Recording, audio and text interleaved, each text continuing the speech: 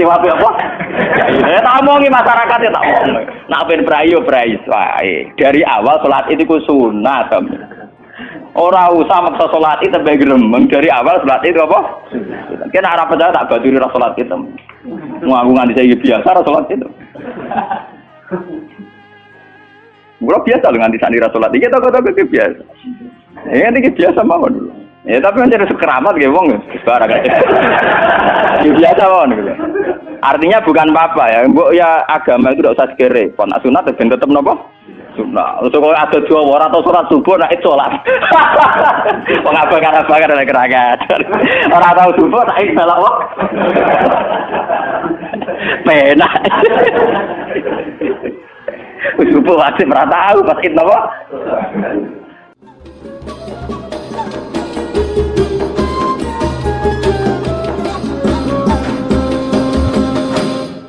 Ini mun kula niati saking dalam kepen ngaji masalah ulul amri ya.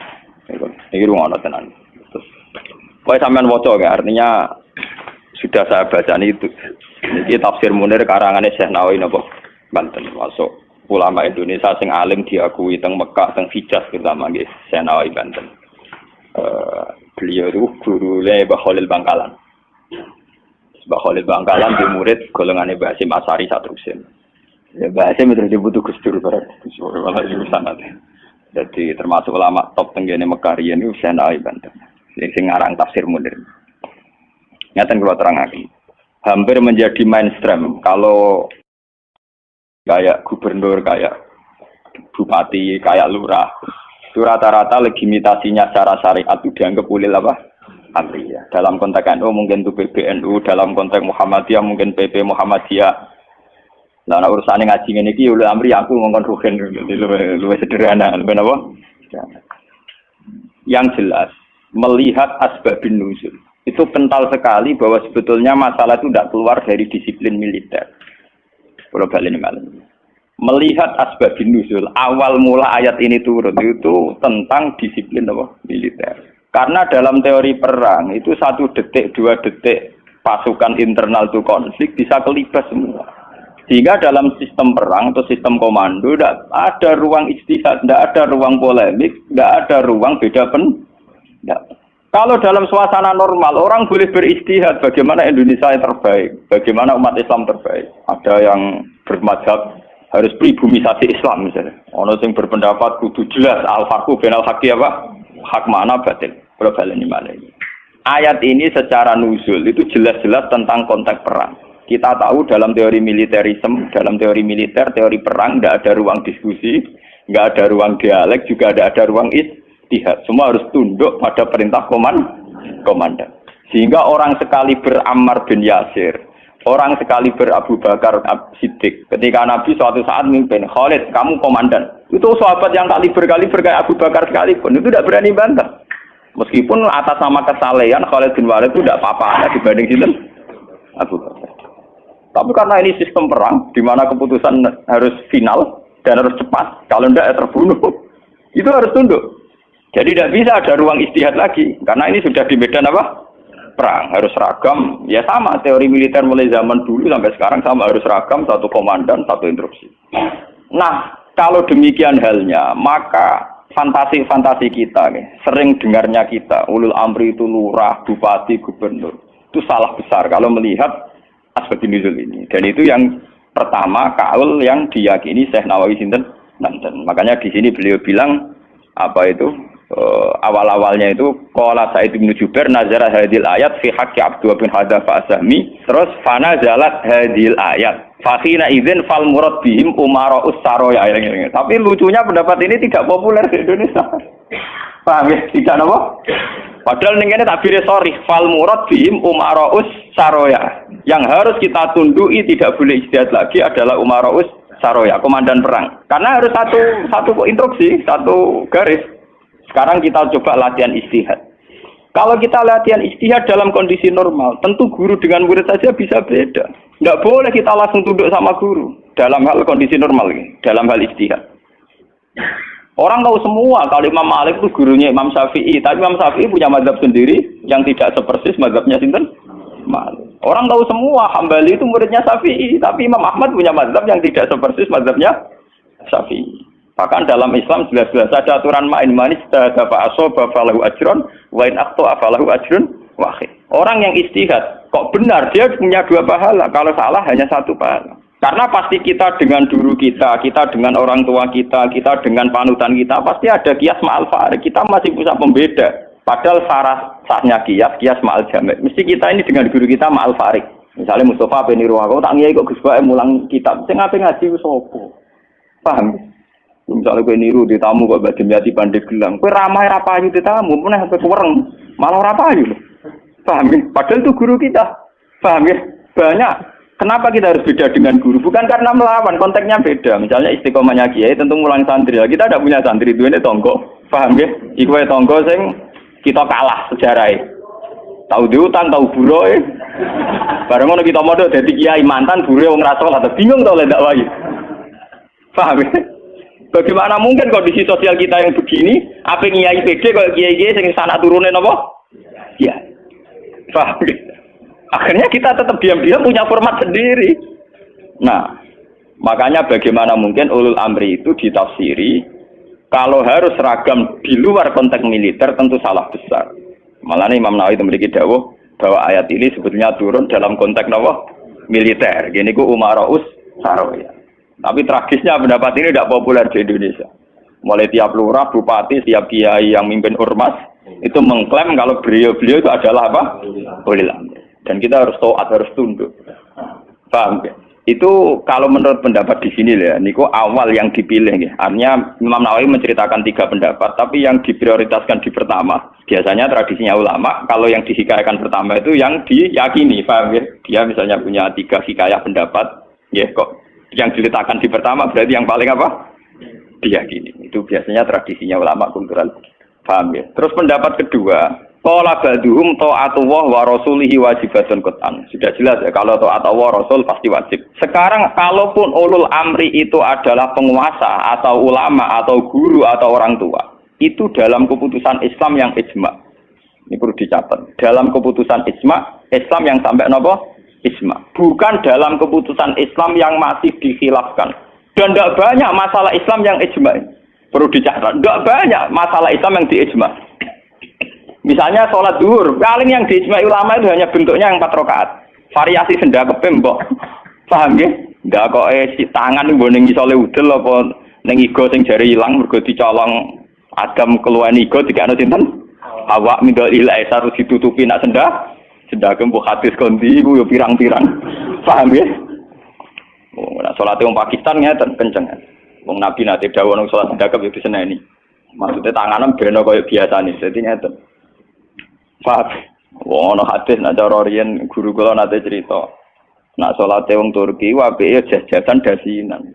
Ke jare Nabi, kowe nak salat kudu ala ahsani hayatikum, pada baju terbaik kalian. Sarung identik mbek wong nganggur. Paham ya? Berarti kena salat sarungan berarti sowan pangeran dengan pakaian pengangguran. Paham ya? Mereka sarung itu gue kemulan, gue nyolong pelem, gue tabok dadu. Makanya orang Turki itu meyakini sholat yang baik itu pakai baju kehormatan. Iku sing gue sowan presiden gubernur dulu atau Mesir, tenggene Turki. Wong sholat mesti dadinan celananan. Paham ya? Karena Nabi hanya pakai aturan umum, ala ahsanin apa? Hayatikum. Sehingga pernah ada ulama hadis besar di Al-Azhar itu khutbah dia dasinan tidak pakai peci. Ditanya itu tidak pakaian mainstream yang di Mesir, ulama Mesir. Dia bilang ini ahsani hayatikum, ini keadaan terbaik saya. Paham? Jadi kalau pakai ukuran itu tentu kita sholat pakai sarung identik dengan pakaian istirahat. Kemulan, menan awang kota yang biasa celananan nganggo sarung bedak ning jeding, bedak ning kamar napa? Mandi. Tentu itu pelecehan. Nganggo teori ini. Dan itu banyak ulama yang anti, betul banyak. Kalau sampean di Turki, di Pakistan, di daerah-daerah yang meyakini itu pakaian pengangguran, itu kriminal betul. Karena siarnya begitu, nggih, tradisi siarnya begitu. Tapi kalau di Indonesia, untuk daerah tertentu juga ada semua Indonesia, sarung itu identik dengan pakaiannya santri. Ya sudah kita sarungan ala santri. Tapi coba kalau di Malaysia, kayak Mahathir Muhammad, dia pakai celana, sarungnya disampingkan. Dan itu ala ahsanin apa? Hayatikum. Tapi di Indonesia sama tak gitu, ketoprak tapi. Nah ini contoh. Lah yang kayak begini tidak mungkin masuk kategori wajib taat karena variannya tidak ijma gitu loh maksudnya. Saya tuh paham ya? Tidak mungkin kita taat sama guru sama penguasa yang variannya begini karena tidak pada level nopo ijma. Paham ya? Mulane kula nu tak ngiling-ngilingan, kula ngertakoki santri kula. Nah nak salat cepet.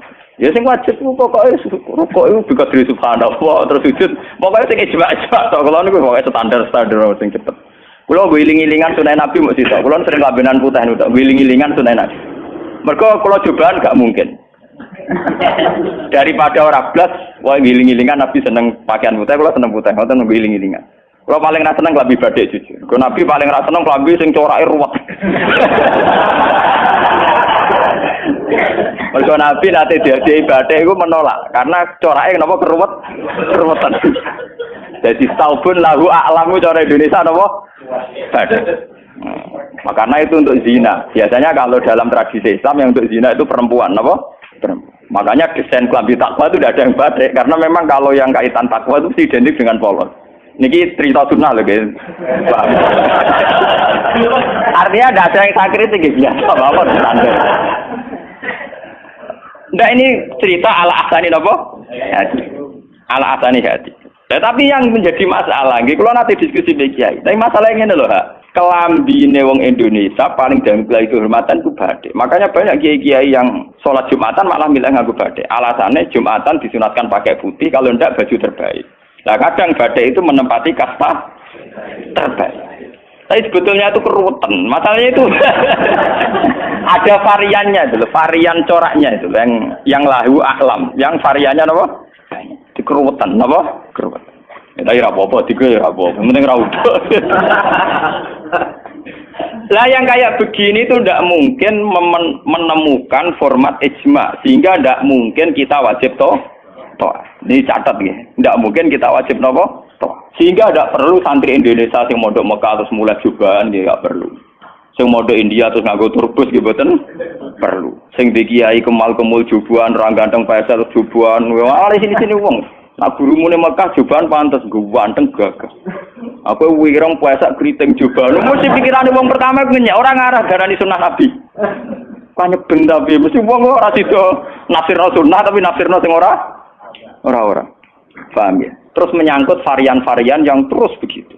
Lah termasuk yang diijmai ulama yang paling sensitif tentu masalah nikah. Itu mulai dulu sampai sekarang kita harus syukur sama pemerintahan Indonesia. Delala kersane Allah diputuskan sepihak. Sebetulnya sepihak loh. Saya ulang-ulang sepihak. Format nikah di Indonesia mengikuti mazhab Syafi'i. Yaitu harus ada wali atau pengganti wali dan dua saksi. Itu berkah betul bagi Indonesia. Delala mulai pemerintahan Belanda. Karena zaman Belanda sendiri itu urusan nikah, tolak, waris sama wakaf itu juga sudah diserahkan ulama-ulama Islam itu mulai zaman Belanda sampai sekarang.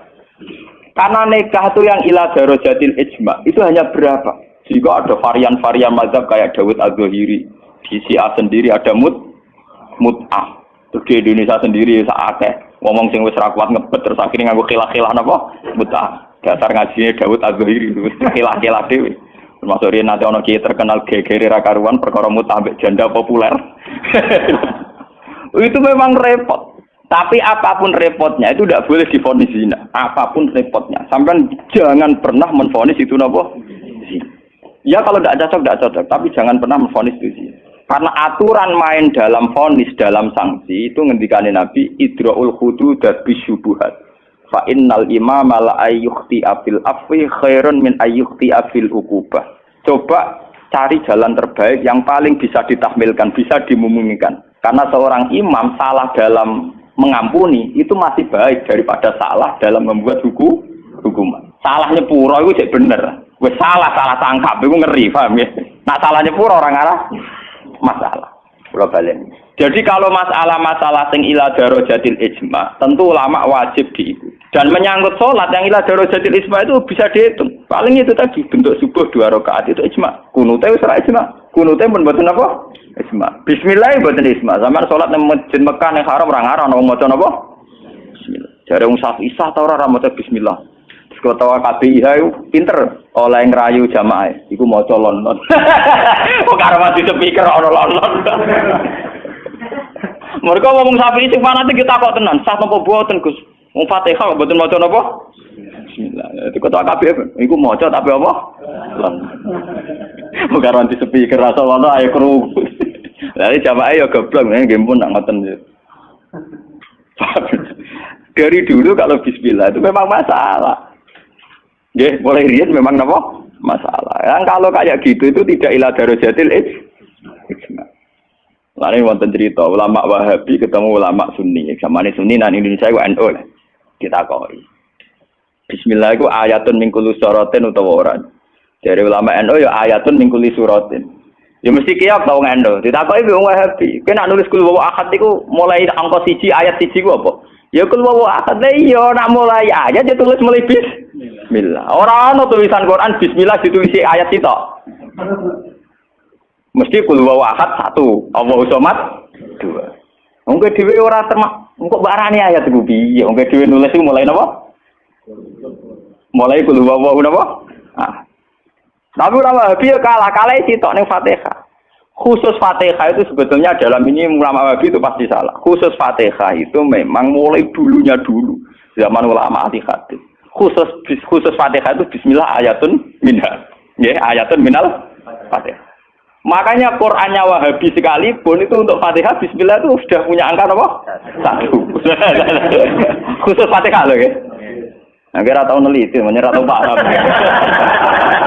Mulai tuilik ngapal Quran nganti laris semak ora paham. Oh, ora bakat seneng ilmu. Khusus bismillah di Fatihah itu sudah ditulis angka 1. Karena dulunya dulu khusus Fatihah memang bismillah itu ayatun minha. Paham ya? Tapi di selain Fatihah jelas enggak sampean lihat. Di semua Quran seluruh dunia. Mesti bismillahirrahmanirrahim tanpa ada tulisan ayat. Baru kul a'udzu birabbil falaq ada 1. Paham ya? Itu menunjukkan bahwa tidak ayatun min kulli surah. Makanya sampean kalau punya Quran Arab Saudi ya, kalau sudah baca ya, ganti surat ya paling mandek sebentar. Ya langsung sabbi isma rabbikal a'la nanti ganti surat ya walaili idza yasa nanti ganti ya duha atau apa pokoknya dia tidak berhenti tidak baca apa bismillah. Tapi api pemerintah ini Wahabi ora apik bae ngono lah nak nyetak Quran standar dunia tetep ana bismillah itu. Paham? Mbok dirapahi piye pokoke walhasil niku dekne tetep nulis napa? Bismillah. Jadi cocok ra cocok pokoke sementing ditulis lumayan. Paham nggih? Mulane kiai-kiai kena iso bodoni jamaah. Seputi kok mboten maca Fatihah imame. Ya maca tapi kira krungu. Nggih pun nang. Wah payah. Paham. Tapi itu baik. Yang kayak begini itu tidak darajatil ijma dan kita boleh balelo, nggih boleh napa? Balelo. Ya sama seperti konteks tarawih. Kalau bolak-balik matur, wong Muhammadiyah roh kabeh nak tarawih nang Masjid Haram 20. Taslimatun min kulli ada, tetep balelo 8. Pahami balelo napa? 8. Wong NU ya roh kabeh nek Mekah Madinah ora ono kunut, tetepe balelo napa? Kunut. Paham? Paham nggih? Di Muhammadiyah balelo ning tarawih, NU balelo ning kunut. Itu sah secara ilmiah karena tidak darajatil ijma'. Ya sah itu secara ilmiah napa? Sah. Apa contoh diterusno urusan poligami, tapi ekstrim. Poligami nggih ngoten. Wong roh kabeh, nak sahabat-sahabat itu garwane ana sing 16, ana sing 10. Tapi wong Syafi'i meyakini maksimal papat. Wong yo roh kabeh, nak Sidina Ali misale dibojo nganti 16. Raja-raja Mataram malah 32 apa 6 ngono. Padahal iku wis Khalifatullah pranata napa? Ya wong ya artinya kita ini itu tidak ila darajatil isma. Kamu menvonis zina pasti salah. Jangan mentang-mentang kamu Syafi'i orang Islam yang menikahi di atas 4 kamu vonis zina pasti salah, vonis kamu pasti salah, kriminal vonis kamu. Jangan mentang-mentang Syafi'i kamu menvonis zina siapa yang nikah fawqal arba. Enggak bisa. Karena itu memang keputusan maksimal 4 itu tidak. Sing ijma paling sak ndure siji mesti masalah geger iku ijma iku. Iku mergo nglakoni dhewe-dhewe. Paham, nah iku peristiwa kenyataan, nah iku ora urusan ijma ulama. Mulane anggere ana kiai sing ahli sosial kados kula takok, iku hukume poligami piye? Poligami ora piye. Lah kok derawan iku ya mari repot. Nah mesti kemari repot. Halal sing mari napa? Repot. Jadi masalah-masalah yang tidak irajarojatil isma itu tidak usah punya vonis hukum. Jangan katakan orang yang nikah fauqal arba hukumnya itu juga menyangkut Jumatan. Jangan katakan kalau sebelum 40 orang terus tidak wajib Jumatan, tetap wajib. Khas mensyaratkan 40 itu khas mazhab nopo Syafi'i. Tidak bisa. Misalnya di desa-desa terbelakang banyak yang jumlahnya belum 40 dan mereka tetap harus Jumatan. Dalam kitab-kitab Syafi'i sarannya juga gitu. Jika dunal arba'in sebaiknya tetap Jumatan. Meskipun nanti sebaiknya a'aduha duhron. Meskipun nanti sebaiknya ya ada apa? Karena bahaya kalau nanti ada Jumatan disyaratkan nunggu orang 40. Enggak ada dalam tradisi wong latihan berjuang langsung di umat kira 40. Iku apa-apaanan. Latihan berjuang di umat 40 iku sakene. Nabi dadi nabi selawase ana sing di umat moloro telu. Utrimo wong sapi di umat minimal bro 40. Ora ngarah. Paham ya? Ini kalau baleni malih. Kalau pendapat ulama itu ila darajatid isma baru wajib ditundui. Padahal masalah yang ijma itu bisa dihitung dengan jari. Misalnya sholat 5 itu paling bentuk rakaatnya yang ijma. Bentuk Fatihahnya ya misalnya Hanafi tidak harus Fatihah. Pokoknya mata ya saro minal Qur'an. Macam-macam gitu. Nggih, mata ya saro napa? Minal. Kalau Syafi'i bentuknya harus Fatihah. Tidak harus surat. Itu yang tidak ijma'nya. Begitu juga menyangkut i'tidal baca apa, rukuk baca apa, sujud baca apa juga tidak pernah ijma'. Sementing ada tumakninah biqadri subha. Nah, ya ukurannya bacaannya pakai begitu. Kalau diteruskan juga masalah qiraah, ada Ibnu Katsir, ada Imam Asim, ada Imam Amir, Ibnu Amir dan sebagainya. Sehingga qiraahnya Quran macam-macam. Cuma kita ngikuti qiraah atau Asim riwayatin apa? Hafiz yang kita yakini dianggap qiraah apa? Masyhur. Paham itu? Kalau terusaken niki. Jadi niku sing menyangkut isma. Lah niki sing radi ekstrem Imam Nawawi ngendikan wa amma ta'atul umara wa salatin fal aksar annaha takun muharramatan. Niki ekstremen. Kalau taat pada penguasa atau raja itu kebanyakan konteksnya, kebanyakan kasusnya itu malah haram. Li annahum la ya'muruna illa bil paling banter kebijakannya berbau napa? Zalim. Nah niku ekstremen ya. Jadi Senawi Banten itu ekstremen. Dan dalam hal ini saya tidak sependapat dengan Senawi Banten. Karena kalau di kitab-kitab lain itu rata-rata meyakini vonisnya jangan haram, tidak wajib. Tidak wajib dulu. Kalau beda ini kalau contoh. Kalau dalam usul fikih dikatakan haram dengan tidak haram itu beda sekali. Sama seperti hukum dialogis. Misalnya Mustafa kere itu parah. Nah ora sugih iku ya ora nganti kere tapi ora nganti sugih. Misalnya Ruhin goblok itu parah. Tapi nak darani Ruhin gak ngalim, tapi ora nganti goblok. Nah di sini Imam Nawawi menfonisnya ekstremen. Taatul umara itu haram. Niku ekstremen. Sebetulnya dirumuskan dulu tidak wajib, nggih. Urutannya apa? Tidak wajib. Lah tidak wajib itu bentuknya bisa haram ketika maksiat. Tapi ya kadang-kadang naik ke wajib. Kalau itu menjadi maslahatul ra'iyah. Paham ya? Juga bentuknya bisa sunnah. Kalau baleni malih ya. Jadi tentang usul fikih ya, dasar-dasar ilmu usul fikih wonten aturan main ngeten nggih. Pertama misalnya hukum itu wajib. Ada tidak wajib. Nah tidak wajib itu bisa sunat, bisa mubah, netral, ya, bisa khilafil aula. Jadi jangan divonis haram dulu. Ya, jangan divonis haram. Dan kita ngikuti tradisi Sunni bahwa taat kepada umarok selagi tidak memerintahkan barang haram, itu taatnya wajib. Selagi tidak memerintahkan barang apa? Haram. Oke, jadi misalnya SBY punya kebijakan masyarakat harus bayar pajak misalnya, yang pada kadar yang wajar, itu ya wajib. Tapi kalau memerintahkan haram maka menjadi apa?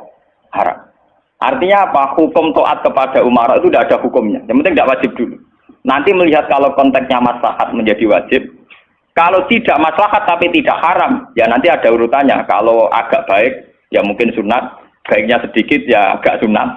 Kalau setengah makro, ya khilaful aula sesuai urutan-urutan di fikih. Karena itu banyak itu ketentuan-ketentuan di fikih. Lah yang menjadi masalah ini sama dengan tenan. Bagaimana kalau sesuatu itu taruhannya dengan stabilitas? Niki rungokno tenan. Entah itu stabilitas politik, entah stabilitas ekonomi kayak kasus Bank Senturi itu kaitannya jenenge apa? Stabilitas. Niku paling ngeri dalam semua tradisi kekhulafaan dulu. Misalnya Yazid itu jelas-jelas gentuk. Yazid bin Muawiyah jelas-jelas gentuk. Dia adalah aktor di balik pembunuhan Said Husain di Karbala. Tapi kalau dilawan akan terus berdarah-darah umat Islam. Karena de facto Yazid lah yang dianggap presiden saat itu. Karena dia putra Muawiyah yang memenangkan pertarungan politik dengan Ali bin Abi Thalib. Jika kalau dilawan akan terus berdarah-darah umat Islam. Tapi keputusannya Said Hasan mengakui pemerintahnya Muawiyah, juga pemerintahnya Yazid. Apa mengakui kebatilan? Ya enggak. Hasan hanya ingin bilang bahwa stabilitas umat berdarah-darah harus dihindari. Perang berkepanjangan juga harus dihindari. Sehingga ketika era Said Hasan disebut Amil Istima. Itu paling susah. Dan itu mulai dulu sampai sekarang masalah. Begitu juga stabilitas ekonomi. Semua ulama itu ijma kalau riba itu haram. Lah riba itu apa? Mengambil kadar lebih dari uang pokok. Tapi semua sistem keuangan dunia meskipun itu di negara Islam yang jenenge bank rumus dasar itu suku bunga. Lah makanya kayak sama tak ceritani. Hukumnya bank mulai NU lahir 26 sampai NU wis tuwek saiki 2000 pinten? Tiap muktamar mesti ono sing takok. Yo tetep dijawab khilaf. Senengane muni telu ka mulai dhisik yo telu. Suwe tambah papat. Biasane mainstream pertama riba mesti haram. Wis suwe nak riba wis apa? Haram. Tapi nak takok, "Lah bang itu termasuk riba apa ndak?" Urung mesti haram. Pokoke munine riba itu haram.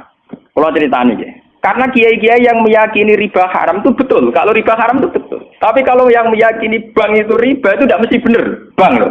Karena begini, dulu ekstrim-ekstrimnya kiai tenggene Indonesia termasuk Kiai Rehan Kudus. Termasuk guru-guru saya ekstrim. Ini kemauan sempat fatwa khusus bank negara itu boleh. Masih bilang gitu. Lihat di keputusan-keputusan ROG itu. Yang masih punya ruang boleh bank apa?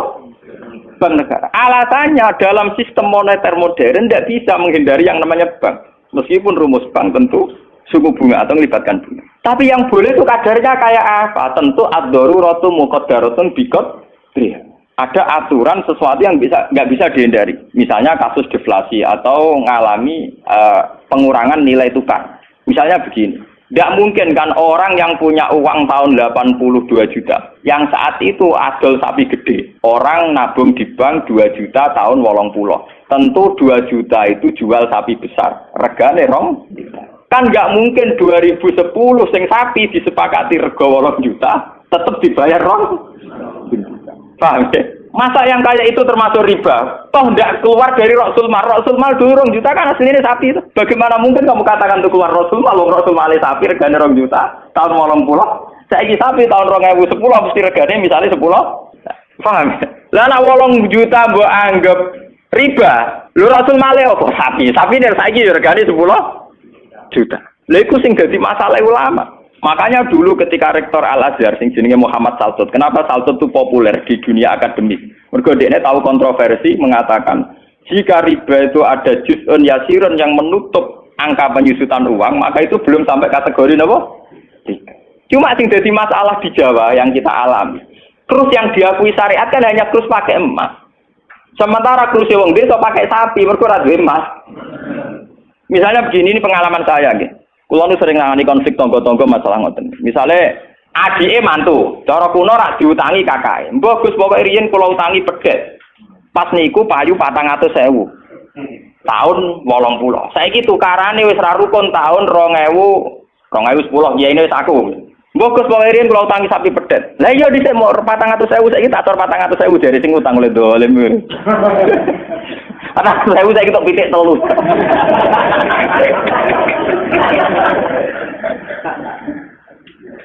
Aku lo dadi kiai iki gampang lo jawab ngeten mawon. Nak disaur 400.000 jelas mari geger. Itu kok ono pedet mawon. Wong riyen utange napa? Pedet. Sampeyan yo goblok. Terus orang nganggo emas nganggo pedet, wong kene pedet ya saya tuku pedet. Engko aku ngukumi wajib nganggo krus pedet wis rupa dhuwit mesti geger. Wah, di sini kau pedet itu sahur apa? Sekarang tetangga saya itu banyak yang haji. Itu gara-gara krusnya sapi. Dulu mbah saya itu namanya Mbah Sidik. Itu haji ku entek sapi 11. Sekarang itu wong-wong darani haji ku murah. Dulu keluarga saya haji kula menangi dek cilik, keluarga kula haji mau bayar 7 juta. Menangi malih haji 14 juta. Pas bapak kula haji 2003 niku 23 napa juta. Tapi wong desa muni darani haji saiki sepakat murah. Mergo nak ngangkrus nganggo sapi. Mergo dhisik sapi entek sapi 16. Saiki 30 juta lah mau entek sapi papat. Jadi wong desa nak darani haji saiki luwih murah timbang dhisik. Artinya apa? Rupiah yang melonjak itu tidak ada pengaruhnya dalam kursi wong desa. Mergo dhisik 7 juta entek sapi 6, saiki 30 juta mau entek sapi papat. Bagaimana Anda bisa menvonis riba dalam konteks-konteks serwet ini ekonomi ini? Paham ya? Mesti wong ora paham nak wong fikih ngukumi riba iku sak perampangan. Ya mau mikir maksudnya ora paham. Paham ya? Kalau kita nanti dibantah mbak Kiai, lah nak ngoten nak jenenge riba. Sama nak diutang aku malah saya kira iso nyaur, mesti riba. Wong diutang pak, wong diutang. Saya iso nyaur mesti kudu riba. Anak riba ra iso nyaur. Nah contohnya piye? Nah misalnya sampean diutang aku 10 tik, saya ini golek duit 10 kangelan sih sahur 100 rupiah riba loh kamu nih. Iya toh, misalnya orang dulu punya pecahan 10 rupiah, diutang 10 rupiah. Saya ini ruhin nyaur piye? Golek pecahan terkecil saya ini 100. Nyusui ra iso lho.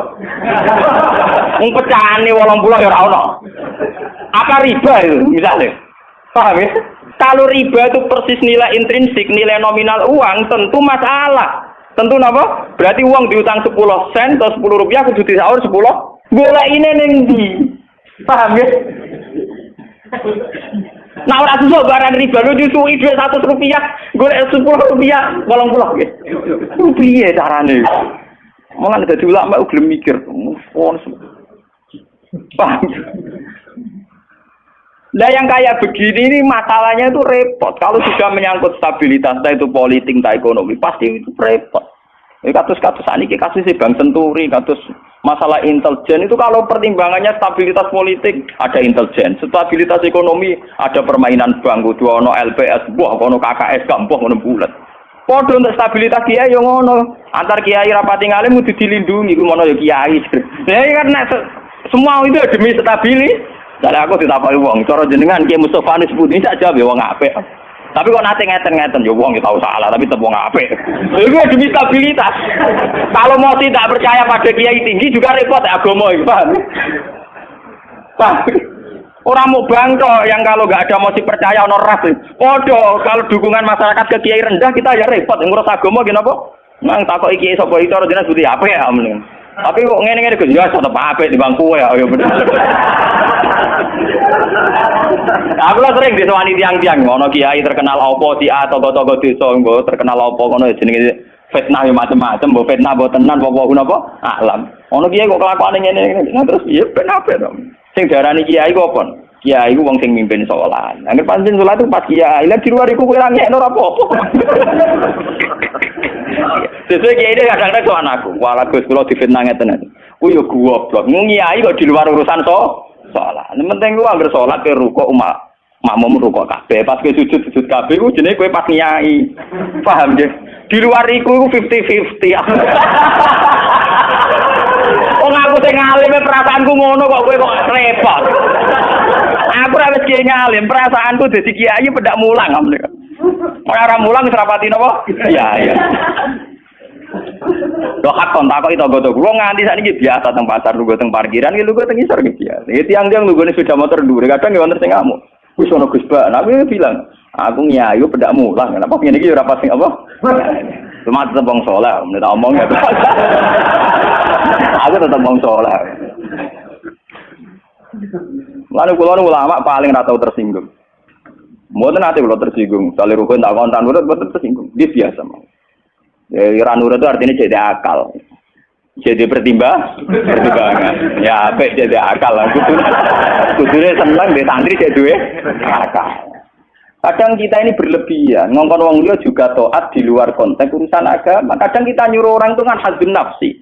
Misalnya aku jadi kiai di rumah mewah, tentu kepengen ono pot sing indah, ono bunga sing indah. Ngongkon santri wajib nurut. Itu kan aku nafsu. Saat aku kepengen di bunga yang indah, di taman indah, aku kan nafsu. Kenapa instruksinya pakai lembaga kekiainan? Paham ya? Oh, itu kan kriminal, apa? Paham ya? Kecuali misalnya Ruhin ngaji ngantuk, anggap kriminal bener dalam konteks agama kok itu kriminal. Paham ya? Tapi nak Ruhin tak konoto tamanku dia ngantuk itu sah, karena saya sendiri ketika kepengen taman itu ono khazun nafsi. Itu harus dibedakan. Lalu kanjak tanggaku sing kiai lah, ya kowe kiai adane bedak salat ae. Iki kowe pas kiai. Tapi kayak naruh kok jadi anut kok gitu sih, apik. Tangga-tangga deh, wong salat itu apik prai, gara-gara kecewa apa? Ya tak omongi masyarakat ya tak omong. Nak ben prai yo prai wae. Dari awal salat itu ku sunat. Ora usah maksa salat itu tambah gremeng dari awal salat itu apa? Kena arah percaya tak baturi ra salat itu. Ngaku nganti saya biasa ra salat itu. Gua biasa dengan di sana salat iki toko-toko biasa. Ya ini biasa mawon dulu.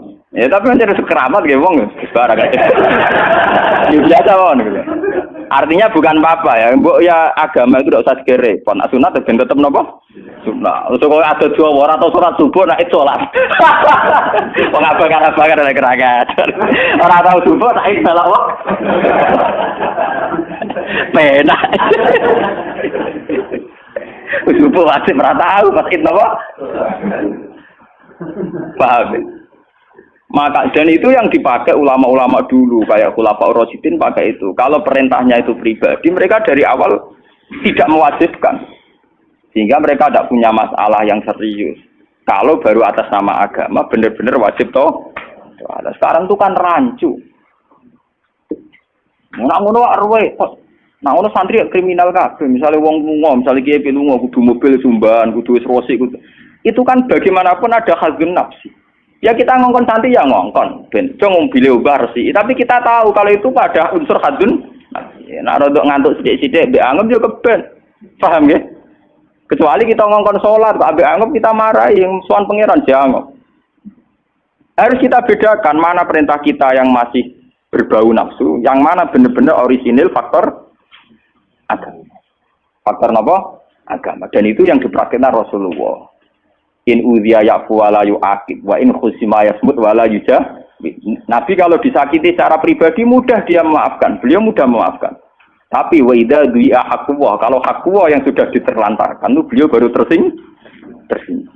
Nah, sekarang kan sudah campur aduk. Hadun nafsi juga lembaga-lembaga apa? Maka Pak Kandani kudu nurut. Partaiku. Ya PKB atau P3. Kalau PDIP mbah.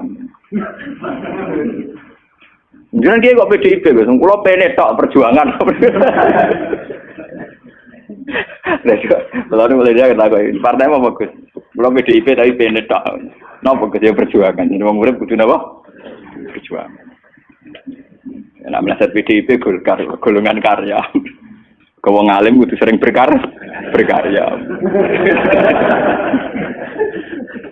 Mohon kula terusaken nggih. Ya niki sing termasuk antike dawuh Senawi Banten. Wa idon anna a'mal umara wasatin mauqufatun ala fatawal ulama. Niki sing sederenge ayat. Harusnya kebijakan-kebijakan penguasa atau raja itu mauqufatun ala fatawal ulama, ala fatawid ulama, fatwa-fatwi. Raja atau penguasa itu kalau punya keputusan itu harus ikut pada garisnya ulama. Nah, kalau bolak-balik matur. Sekarang yang merupakan garis ulama dalam konteks bernegara itu apa? Ini kalau ngomong sensitif ya. Yang kaitannya ulama dengan negara dalam konteks negara yang kayak Bhinneka Tunggal Ika itu apa? Itu pancen repot. Misalnya begini. Kita punya Ambon, punya Maluku, kita punya NTT. Ketika dipaksakan dulu piagam Jakarta yang memaksakan syariat Islam, tentu mereka akan menantang keluar dari Indonesia, NTT dan apa? Ambon, Irian Jaya misalnya. Yang kayak begitu itu tidak fatwanya ulama, itu sudah masalah bernegara. Mari kalau nanti tanggal kiai cara jenengan sebutikus, misalnya Indonesia memaksakan penerapan syariat Islam. Syariat Islam yang mana? Kalau syariat Islam formal mungkin kita akan mengatakan sebaiknya diterapkan syariat Islam.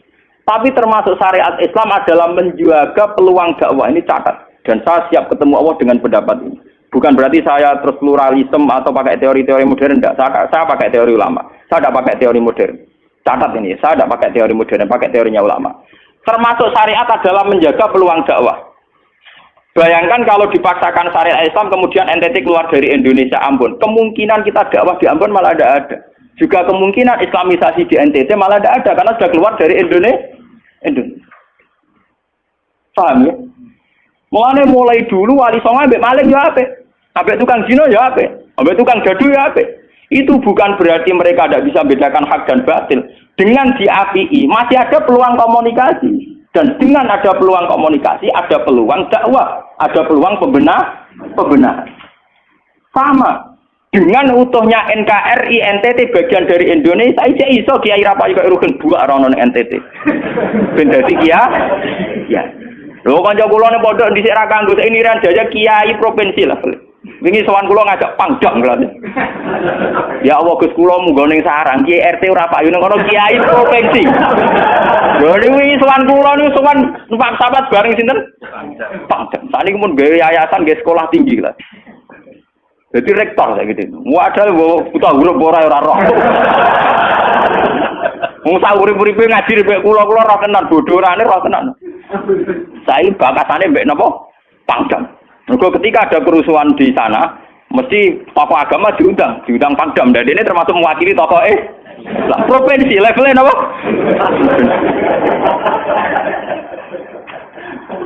Artinya logika sehat kita, kalau kita memaksakan syariat Islam formal malah NTT lepas, itu kan berarti tidak ada kesempatan dakwah. Toh dengan tidak lepas, toh kita bukan berarti tidak ingin dakwah, kan tetap ingin apa? Mana bojo ngecewakno lae kok pegat. Nak ra mbok pegat ana kesempatan dandani nek kena wong ra iso.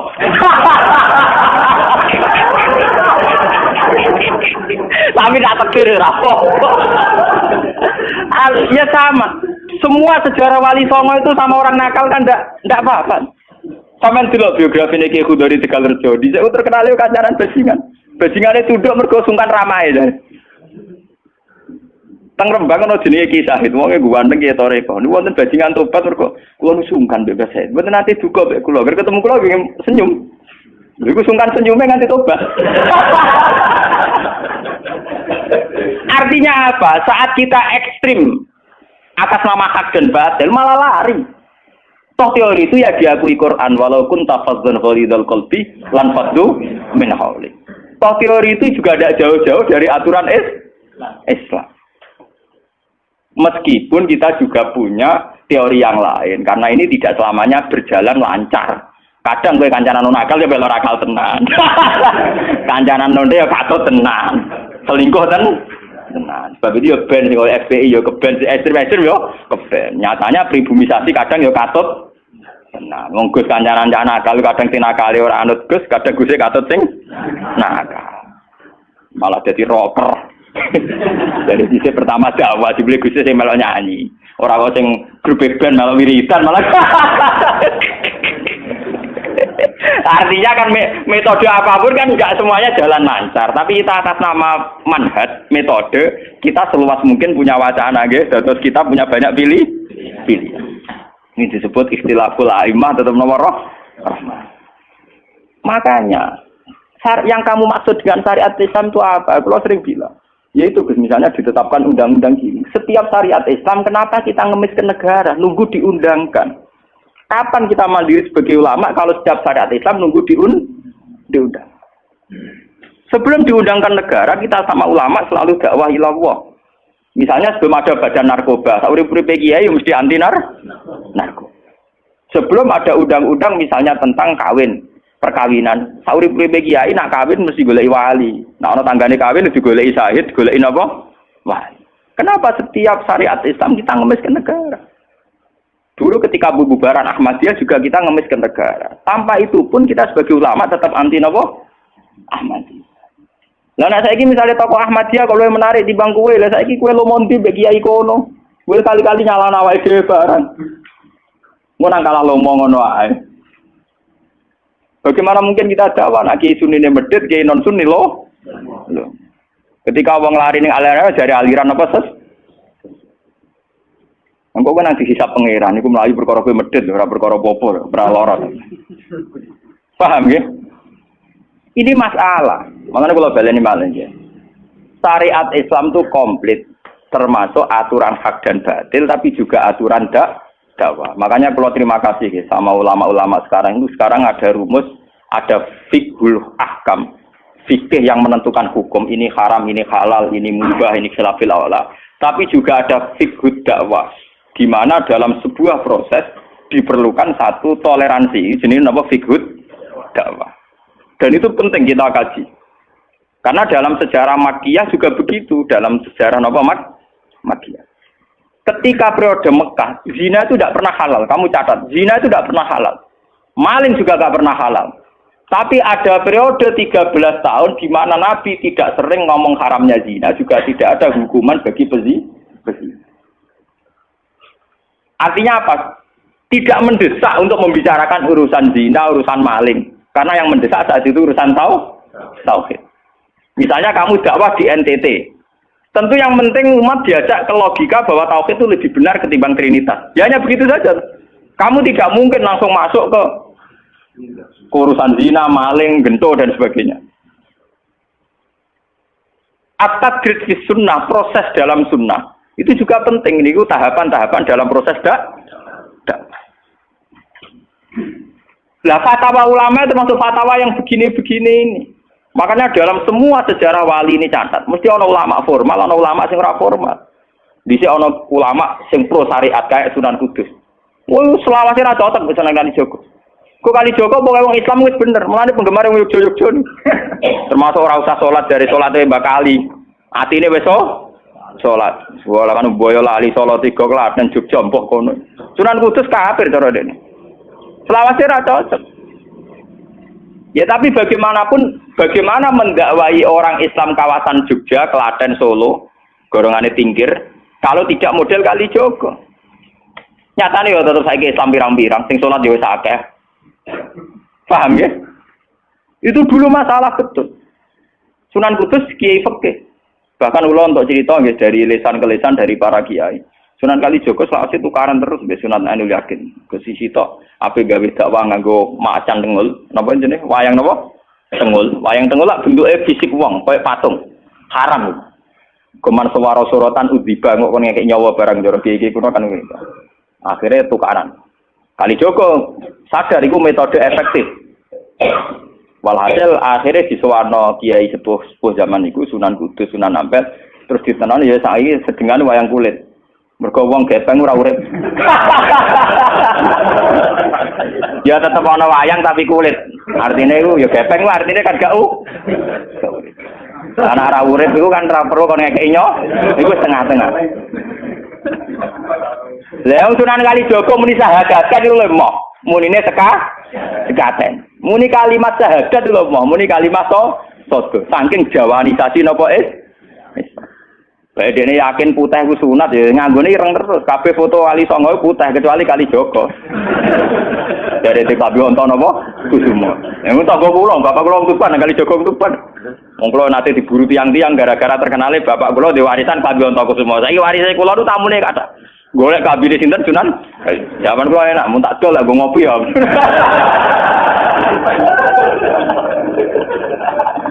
Mau aku barang apik tiba didol go ngopi.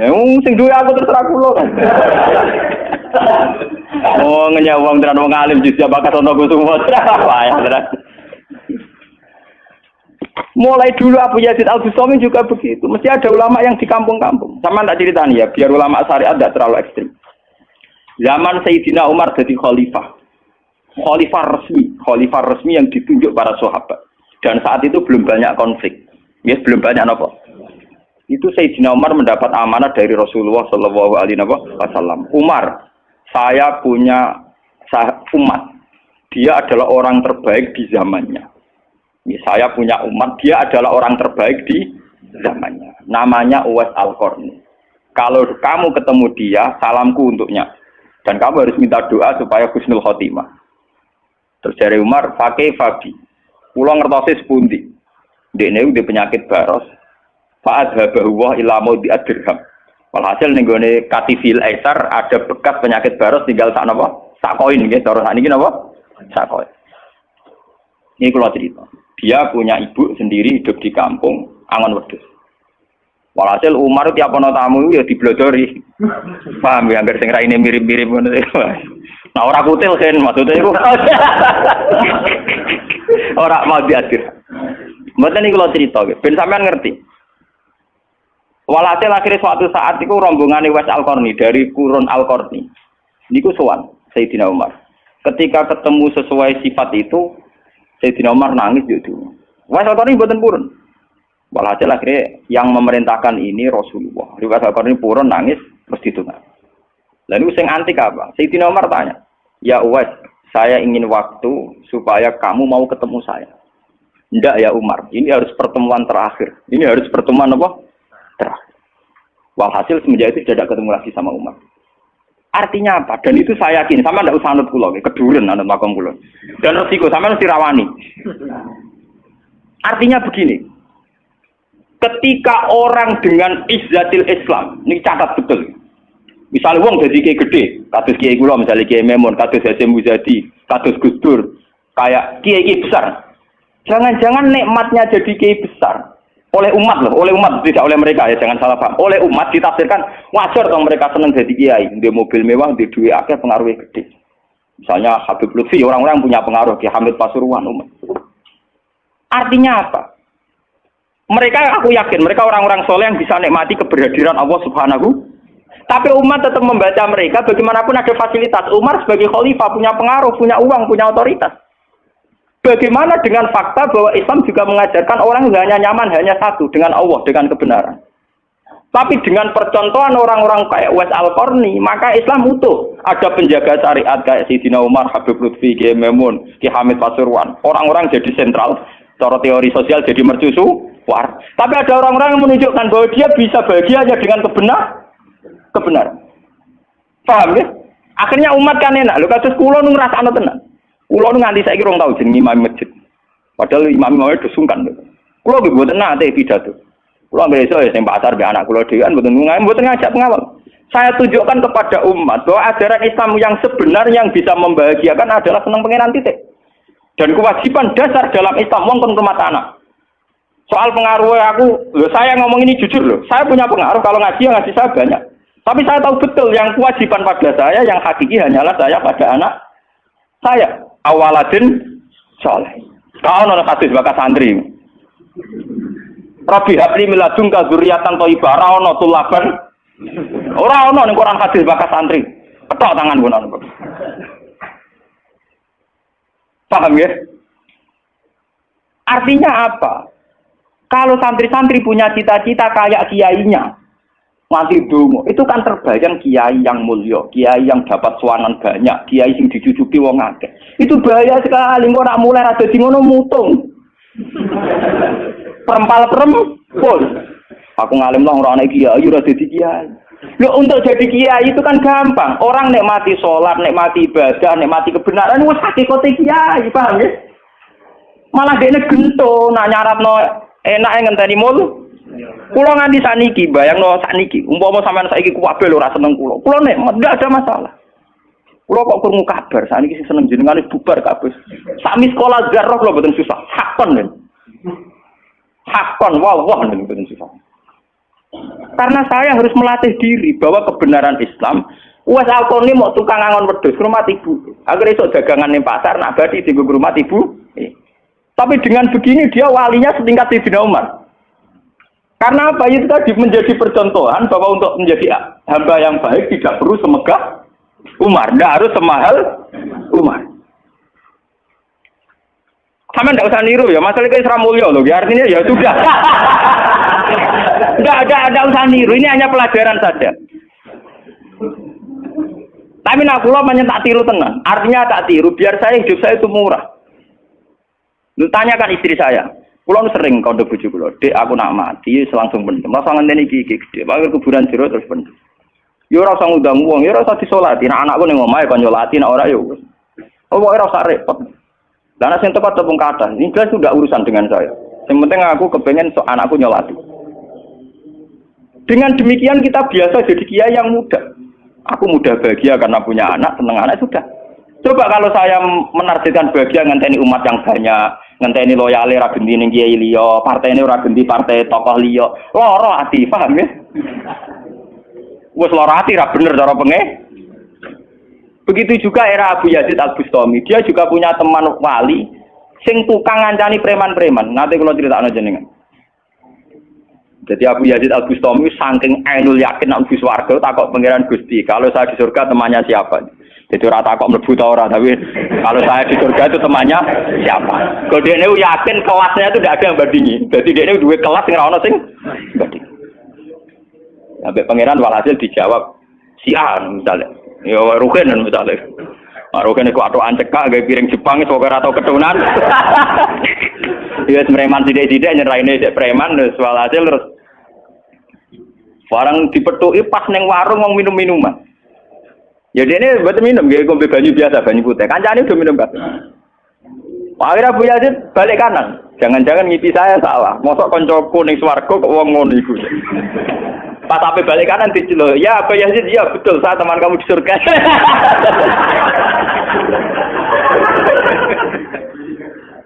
Akhirnya tak kok ya. Saya iku walim kelas atas, kok kelakuanem ngono. Kula ngancani wong minum-minum niku dalam proses dakwai mereka. Aku separuh wis tak tobat. Sing separuh tugasnya jenengan mriyang. Awalnya itu mriyang wali resmi kon nobat wong mereka. Jadi gampangane umate Gus Mek terus kon mimpin Hasyim Muzadi. Paham ya? Wabu Yazid terus ngetokno wali ini. Iya. Umatem kon delok raiku. Nak ora tobat ojo udang Abu Yazid habis. Delalang. Hei umatku, itu seorang wali Abu Yazid. Lihatlah wajahnya. Langsung tobat kabeh. Ngene alamate kiai nek tau nobatno wong. Ana kiai kok ora tau nobatno wong, ora ana wong sing tobat krana wajahe ta suarane ora pati kiai. Paham ya? Ora pati napa? Iya. Tugase kiai nobatno wong ora ana sing tobat malah kepelayon. Iku ora pati napa? Iya. Contoh lagi bahwa orang soleh itu tidak harus berkecimpung mimpin, itu cerita terbesar adalah Nabi Musa dan Nabi Khidir. Nabi Musa itu dengan segala reputasi, revolusi ngalahkan Fir'aun, menyelamatkan Bani Israel dari cengkeraman Fir'aun. Tapi ketika Nabi Musa merasa orang terbaik, saat dia khutbah ditanya siapa orang terbaik, ya Musa saya. Sama Allah diingatkan sama Nabi Khidir. Itu hanya orang sendiri di tengah laut. Artinya apa? Untuk orang menjadi soleh harus punya pengaruh kan, tapi Khidir dewean. Tapi saiki wong kejangkitan penyakit. Kiai sukses wis mempengaruhi akeh, jamaah akeh, nak wiridan akeh, istighosahan. Lan kula nu tak latih tenan. Kula nggo gak ditedir ngalim mboten purun, mulang ngeten-ngeten. Saking nak sing mulang ra kula ketoke malah keliru. Kaya misale sing Jadi itu saja masalah itu. Ya misalnya sing motor rugi rujuk ra karu-karuan.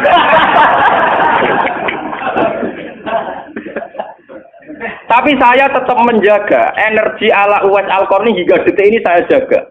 Biar saya mudah ikhlas.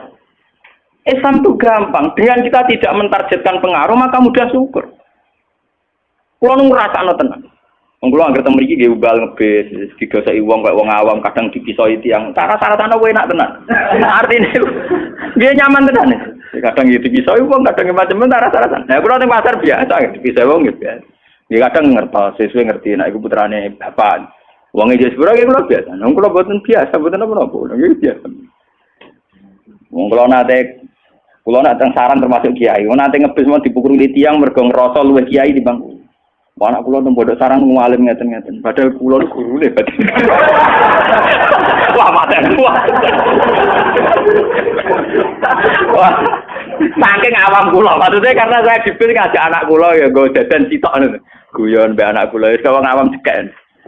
Situ bukan apa-apa, bukan saya apa-apa. Untuk menjaga energi. Bahwa khazanah Islam itu ada tokoh formal kayak Sayyidina Umar, Nabi Musa, kayak Kiai Memun, Habib Lutfi, ya siapa lah. Kalau di sini mungkin kados Kiai Nawawi, banyak Kiai. Enggak apa-apa, itu harus kita jaga, kita hormati. Terus Mbak Nawawi, Mbak Munawir, Mbak Arwani kita hormati. Tapi jangan lupa Kiai Humul ini juga menjaga stabilitas agama.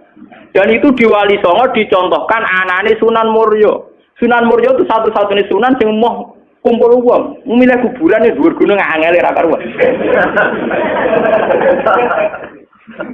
Artinya kita ini harus kaya sekali dengan khazanah-khazanah perilakunya para orang-orang Tapi kenapa kamu milih soleh-soleh sing duwe akeh? Jangan-jangan kowe wis kriminal, paham? Wong aku sing alim ora milih soleh sing ngono kok kowe ora ngalim kok milih soleh sing duwe akeh pengaruhe. Lan kula nu sakniki nu sumpun nang urip kula wis final. Kula nganggep urip kula pun final. Mana dari bojo kula kok tidak kula mati. Kula menganggap urip kula final. Artinya saya itu sudah nganggap Islam itu final. Umpama aku Islam itu kelebihannya kan gitu. Umpama dhewean ya nyaman, kumpul wong ya nyaman, tengah-tengah ya napa? Nyaman. Mulane dari hikam ketika mendidik Humul. Bagaimana saya butuh orang saat saya lahir juga sendiri. Engko aku ketemu pangeran dihisab ya sendiri. Engko ning jero kuburan ya Aku tanggung jawab ning arep pangeran sendiri. Engko aku dipendem sendiri. Aku pas lahir sendiri, aku pas mati ya rohku dicabut ya sendiri. Engko aku butuh wong lha apa? Tapi sekarang manusia semenjak ada teori ilmu sosial itu kulino didikte betapa pentingnya pengaruh relasi jaringan. Wah, teori bulat kok mbok not. Paham ya? Pembulatan teori ngono apa? Lha sakniki Rembang kados ngene rame-ramene badhe pilkada. Wah, akhir kiai disowani kandidat-kandidat. Lah niku kandidat kula niku entuk bocoran. Paling sumpek nek absen jenengan. Wis kabeh kandidat takok arah-arah kasus. Padahal cara kula disowani nggih purun, tapi kita tahu kula luwih nikmat tak dolaran mbek anak kula. Kita kandhani asisten. Ya ora apa-apa rene, tapi aku ya ora janji ketemu. Pokoke pas dolaran mbek anak tak dhisikno anak. Mergo cara Quran niku bupati mbek anak wis dibakati hubungane wong tua kok mbek napa? Mbok kowe bupati dolan apa tau dolan mbek anak menang anakku. Aneh lho kudu ora aneh pancen ngono cara Quran dibakas wae anak. Ning Quran dibakas kewajibane wong tua mbek napa? Anak la tudara walidatum biwaladiha wala mauludul lahu biwaladi. Engko nek wis mati zaman tabnu Adam ing kota amaluhu. Engko termasuk ya awaladin salihin. Nabi-nabi susahe Rabbi habli miladunka dzurriatan thayyibah. Ora iku ilmu-ilmu kiai-kiai anyar sing nuruti nafsu, ana pentingnya relasi, jaringan macam-macam. Ya memang penting, hablum minanas itu penting, tapi sepenting-pentingnya itu masih penting sing fardhu ain, rupane malah kadang ngamuk anak. Aku ning jowo dihormati, kuwi anakku malah ora hormat aku. Lah manyen nyai ning jowo mbek anake ora tau nyai kok. Paham ya?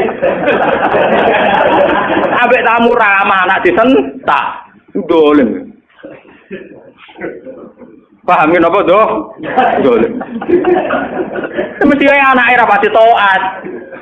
Wong anake sering disentak demi wong li. Wis kali-kali wong liya disentak demi anake. Bareng anake ra hormat jero aku ning titi dihormati malah anakku dhewe ra salah iki. Lho kula nganti sakniki sore anak kula tak jak piye nganti sakniki. Bukan apa kula. Kula kepengin niru tradisi wong saleh-saleh dhisik. Nabi Musa, sinten Uwais Al-Qarni mendapat kehormatan gitu perkara ngrumat ibu. Kanjeng Nabi sering cerita, ana wali sing nak sowan wong ditolak iku dadi wali mau perkara ngrumat anake jare Kanjeng Nabi. Mane ngendikane Kanjeng Nabi ana wong kerja ning pasar adol kayu kok mulai nggo napa kaya anake bojone iku hakon ala Allah untuk mencintai dia. Dan ternyata kewaliane Uwais Al-Qarni sing model humul, model tertutup setingkat kewaliane Sayyidina Umar. Nabi Khidir sing tanpa pengaruh muamen wiridan ning pinggir laut dianggap setara mbek Nabi Musa sing tahu revolusi, tahu be prestasi ngusir Firaun, nenggelamno nyatane derajate dipadakno Nabi. Artinya begini loh, jangan-jangan kita mengidolakan ulama besar itu bukan karena keulamaannya alimnya ndak, tapi karena kebesaran. Buktinya saat kita mulai orang jadi kiai mutung. Padahal untuk jadi kiai itu gampang. Kowe nek ijek salat subuh, ora selingkuh, ora domino, ora togel iku ya kiai. Sing darani kiai sapa? Sing darani wali. Ala inna auliya Allahi la khaufun alaihim wa lahum yahzanun. Ya mu alladzina amanu wa kanu yattaqun. Ora ana tarife wali kiai. Alladzina lahum tulab sing duwe santri. Alladzina lahum talabah sing duwe murid ora. Lan kula jenenge niyaine sampean wis kiai. Mulane mulai sakniki anggere sampean wis salat subuh ya 2 rakaat. Zuhur ya 4 rakaat. Pokoke sing wis kaya ijma-ijmae ulama, sampean kudu yakin nek wis kiai. Kiai. Anggap ae koyo Uwais Al-Qarni mbek Nabi utawa kancane sinten Abu Yazid Al-Bustami. Ini penting kalau aturakan karena tren sekarang mengukur kiai sukses dia itu dipengaruh. Itu keliru besar. Tidak ada itu dalam tradisi ulama wali. Sama tak cerita nih, zaman Kiai Hamid Pasuruan terkenal wali, Pak. Kulo tahu banyak tentang beliau karena gurunya bapak saya, sepupunya mbah saya. Mbah saya itu punya bapak namanya Mbak Idris, itu adiknya Mbak Abdullah, abahnya Pak Hamid Pasuruan. Jadi saya tahu banyak cerita beliau. Beliau kan orang Lasem, masih misanan kalian Mbah. Niku nggih hormat sama wali-wali humul. Zaman itu beliau masih hormat jenenge Gus Ud Sidoarjo. Juga hormat jenenge Mbah Muhammadun Pondowan Padi. Artinya wali-wali populer sebetulnya yang hormat sekali sama wali-wali humul enggak terkenal. Tapi kita kan mesti milih yang terkenal saja. Paham ya? Padahal wali-wali yang terkenal itu hormatnya bukan main sama wali-wali yang Sinten sing aran I'anatul Thalibin Sayyid Zaini Dahlan. Niku gurune sing aran sinten? Gurune sing aran I'anatul Thalibin. I'anatul Thalibin dikarang Sayyid Abi Bakar sinten? Syafa. Niku muridé Sayyid Zaini Dahlan. Nggih, muridé sinten? Sayyid Zaini. Iku dhe kanca wali ning pasar Bakul Keramik. Iku angger Jumat ditiliki. Yo guyon. Suwe-suwe santrine gak trimo. Santri kaya Mustofa ora gak trimo. Wong alime ngono kok dijak guyon mbek bakul napa? Moga Jumat ditiliki. Sayyid Zaini sing rono. Dene takok. Wong ngoten jangan tidak itu. Iku kancaku ae. Wong sing ilmune banding aku ya wong iku. Mikir murid. Lah iku Jumat berikutnya ditiliki meneh wis ra ono. Mau sempat misoi Sayyid Zaini. Kowe nyanati aku. Itu ketika ada orang lagi. Imam Syafi'i gitu. Imam Syafi'i itu orang alim kaliber. Dia itu kalau ijtihad hukum kok belum dikomunikasikan dengan Saiban Ar-Ra'i itu belum mantap. Imam Syafi'i itu mujtahid hukum, tapi kalau dia ragu, itu ngenteni kancane jenis Saiban Ar-Ra'i itu kang angon wedhus ning desa. Wah, iku nek dikomunikasekno niku mantep.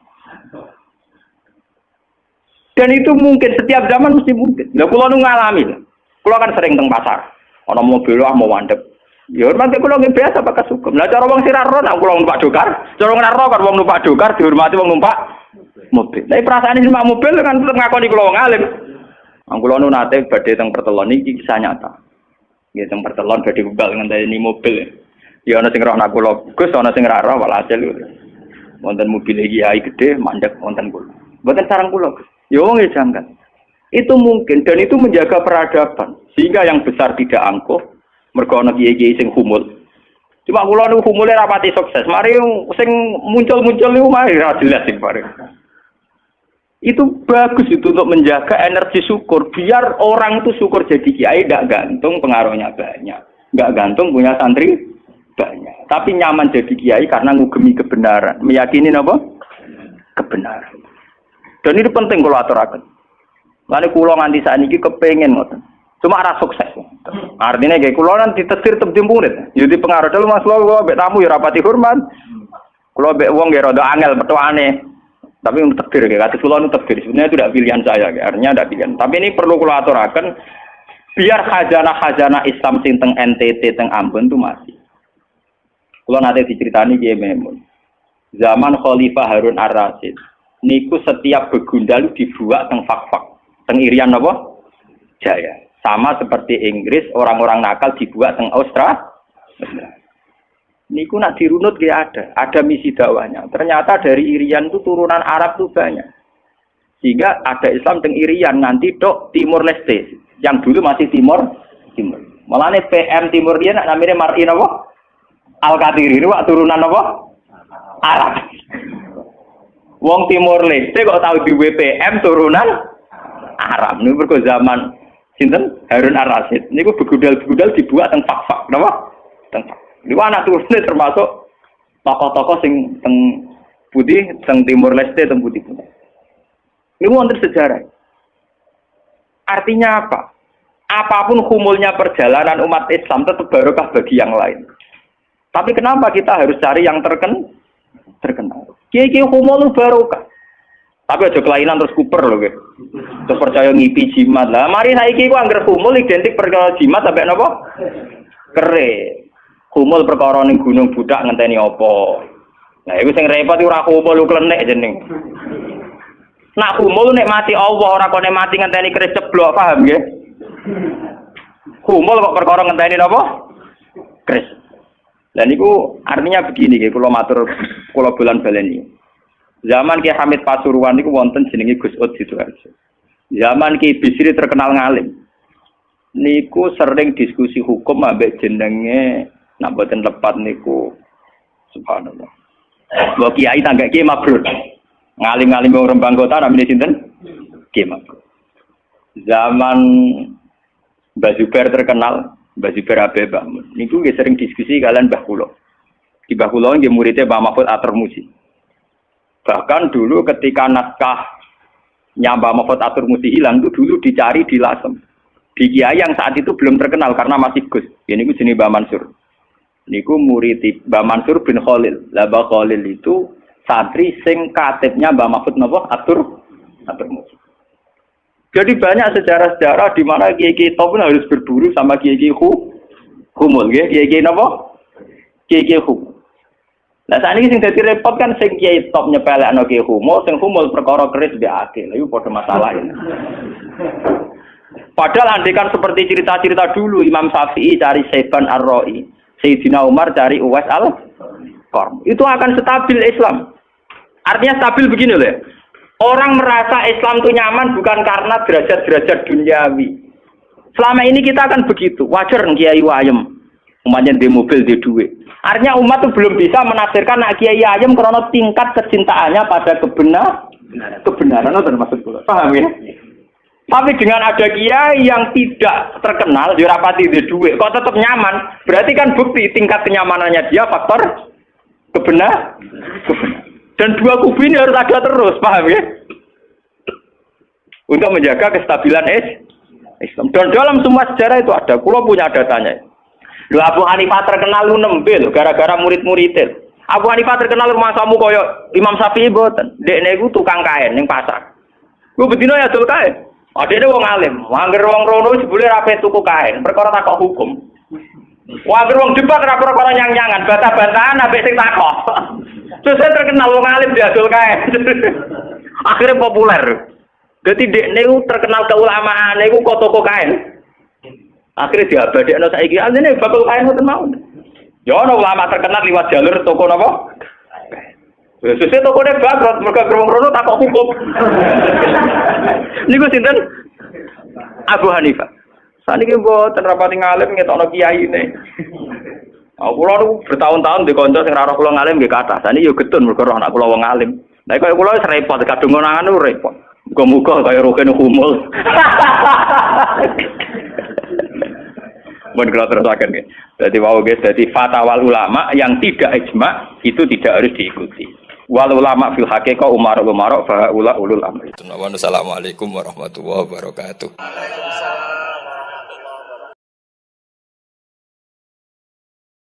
Salah tanggal lah.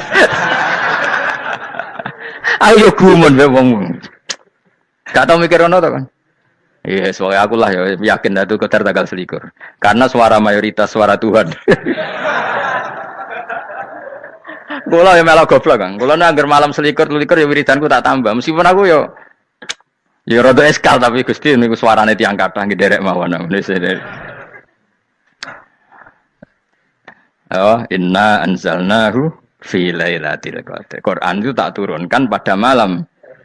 Jadi normalnya Lailatul Qadar itu berbarengan dengan malam. Tapi ya serasa mbok imani biasa wae, mari fitnah ngene wae. Nah biasa. Yang jelas Lailatul Qadar itu bisa kapan saja. Nah ulama dulu bilang ya bisa kapan saja. Cuma kata ulama-ulama bisa saja diturunkan di tanggal itu. Ya bisa itu karena memang nuzulul Quran itu kan tidak semuanya di tanggal 17 sebetulnya. Jadi di mana-mana itu ada simbol-simbol yang dipakai. Istilahnya tanggal 17 itu simbol. Memang kebetulan ada yang tanggal 17. Tapi kita tahu kan yang turun di Haji Wada juga banyak. Coba Haji Wada tanggal berapa? 9 Arafah. Bulan apa? Dzulhijjah. Dan banyak ayat turun Isra Mi'raj misalnya. Ayat Isra Mi'raj turun bulan apa? Rejab kan? Mbok yo ngaji dora khatam kecangkeman. Jadi Quran itu tidak hanya turun di Ramadan. Ya biasa saja. Makanya kayak saya itu kan biasa ngaji Quran. Ya setiap saat anggap Lailatul Qadar. Cuma kita ya ikut umumnya orang Lailatul Qadar itu tanggal 21, 23. Aku lah senang malaikat sing bagian panitia itu ben jelas fokus di tanggal itu. Tapi kamu jangan pernah berpikir menafikan hari-hari lain bagi ulama tertentu, bagi wali-wali tertentu. Mereka ngalami Lailatul Qadar kulalailah. Banyak wali yang bilang, saya ngalami Lailatul Qadar kulalailah. Maksudnya, karena kulalailah zaman Nabi itu pernah dituruni Quran. Dan semua itu artinya Lailatul Qadar. Tapi tentu ada simbol. Kayak kemerdekaan Indonesia itu dimulai tanggal berapa? 17 Agustus. Sebetulnya ya enggak. Ketika Jepang kalah itu ya sudah merdeka. Dan daerah tertentu sudah lama dulu merdeka kayak Aceh. Karena dia tidak merasakan dijajah Belanda. Daerah tertentu ada setelah diproklamasikan tetap berjibaku dengan penjajah. Banyak enggak ketika diumumkan kemerdekaan masih yang berjibaku ngelawan penjajah? Banyak. Tapi kita butuh simbol. Jadilah kita ngambil 17 Agustus. Ngono kok ra iso. Jadi tanggal itu ada tanggal hakiki, tanggal simbol. Meskipun yang hakiki ya simbol, simbol ya hakiki.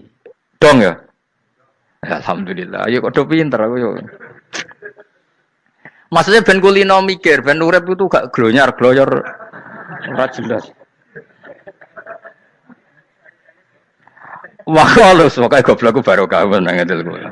Karena saya itu kenapa kok tahu goblok barokah itu gini ya. Satu supaya saya tidak takabur ya. Saya akan kecelok wong alim pira takabur. Dua jen wong goblok ya ono pintere, Mas. Kaya wong iku lho, kaya wong naik apa jenenge? Naik jambian loh, 17 Agustus apa? Apa? Taruhnya nih. Panjat Pinang. Itu kan nilainya hanya berapa yang di atas kira? Kalau di sini berapa nilainya? Nih kalau diberikan diuangkan. 1 juta ada. 1 juta. Bagi penonton tuh kan gini. Cek goblok ya demi duit 1 juta gelepotan kayak gitu kan gini. Wong barang angel kok dilakoni. Goblok banget kan gitu jare sing ra melok. Tapi ya delok aku seneng. Tapi kon melok ra gelem. Lah duit 1 juta ya tak rewangi gitu. Orang goblok ya gitu. Jadi wong alim ku angel. Wis ngerti nak angel, maka ora usah melok barang angel kan gitu. Berarti pinter gak wong goblok ku? Tak warai ya. Jadi wong alim iku angel. Maka saya menghindari barang angel. Menghindari barang angel itu satu kepintaran. Berarti orang bodoh adalah pintar. Tawarai. Jelas ya? Jelas ya? Alhamdulillah. Makanya kula nu kadang kok pinter kuwe mbak aku. Karena kamu tahu ngalim iku angel. Menghindari barang sukar itu pinter. Berarti wong bodoh iku pinter. Tapi pinter dalam kebodohan. Harus respect. Wong bodoh iku kudu napa? Respect. Dia tahu ngapal Quran angel, ngapal hadis angel, maca jalalan angel. Suatu yang angel harus dihindari. Menghindari barang angel adalah kepintaran. Wes ngono ae. Dadi kadang-kadang itu GR, Gus Bab aku pinter aku. Kok iso? Dia tahu barang sulit kok dikejar. Itu kan satu kebodohan.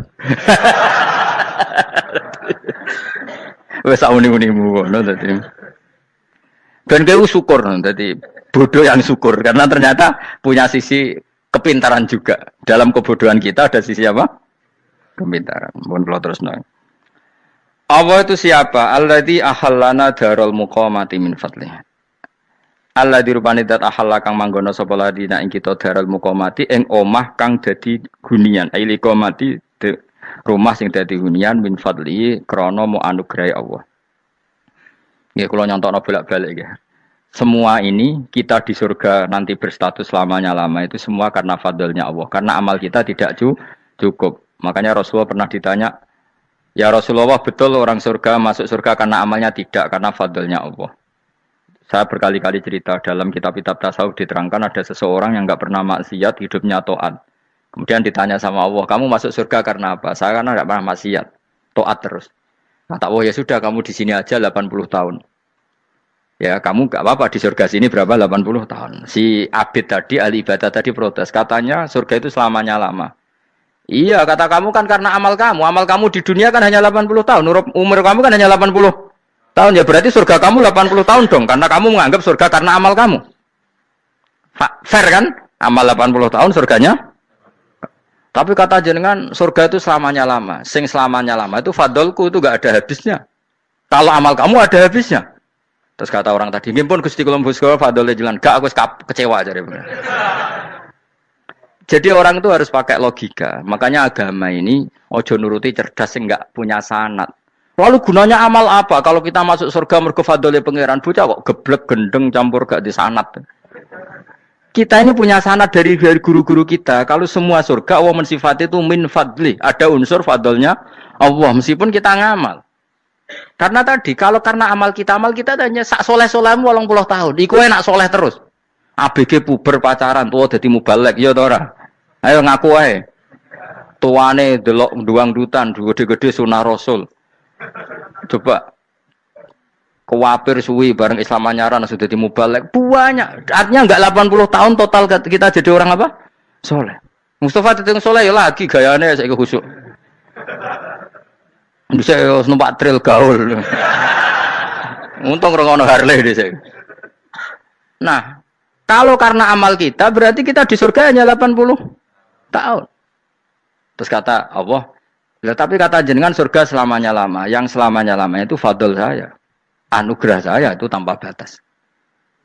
Makanya kita tetap yakin kita seperti ini nanti di surga itu kabeh fadlih Allah. Seperti nas di sini apa? Alladzi ahallana darul muqamati min fadli. Bukan karena amal tapi apa? Min fadli. Bahwa amal kita itu ikut dipertimbangkan iya, tapi ya termasuk yang dipertimbangkan, bukan segala-galanya. Yang paling menjadi abadi di surga adalah fadlih Allah, karena fadl dan rahmatnya Allah itu yang tidak terbatas. Jelas gini ayatnya apa? Alladzi ahallana darul muqamati min fadli. Laya masuna orang kepona ing kita via ing dalam jannah pona sobun apa kangelan eta abun desi kangelan walaya masuna lan orang menyentuh nak ing kita via fil jannah apa luhu pun apa kerepotan. Iya untuk kesep kepayaan minata api saking repot. Li ada mitaklifi krana ora anane mukallaf via ing dalam jannah. Ning swarga supaya enak ora perlu traweh, ora perlu macem-macem. Semen kelon ambek bidadari sing nganggur-nganggur semen kelone. Nak sing saleh-saleh papan atas sowan pangeran wis sesuai kelas masing-masing napa? Sesuai apa? Kelas masing-masing. Nah sing kuapok melarat menawa numpak ampat ngalor gitu tuwabrakno bariku njaluk meneh tuwabrakno meneh. Saking dendame ning donya ora alpat ra iso numpak. Dadi numpak kan ya templono jurang wae ya. Bariku njaluk apa? Anyar meneh. Bojo ngono sing wayu buak gentine. Saking dendame di bojo elek ning donya. Serapopo gak masalah ini swarga aman apa?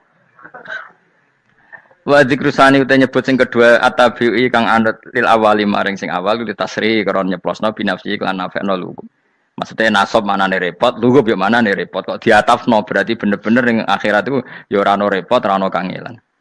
Waladina uta wong akeh kafaru kang kafir sapa ladina, iku lahum tetep kedhe ladina naru jahannam utawa neraka jahannam. Orang-orang kafir itu pasti masuk neraka. La yuqtal. Maksudnya kafir dan dengan definisi yang mati alal kufri. Kalau masih di dunia kamu tidak bisa menvonis si A si B pasti kafir karena finalnya adalah di husnul khotimah atau suul khotimah. Maka status sekarang.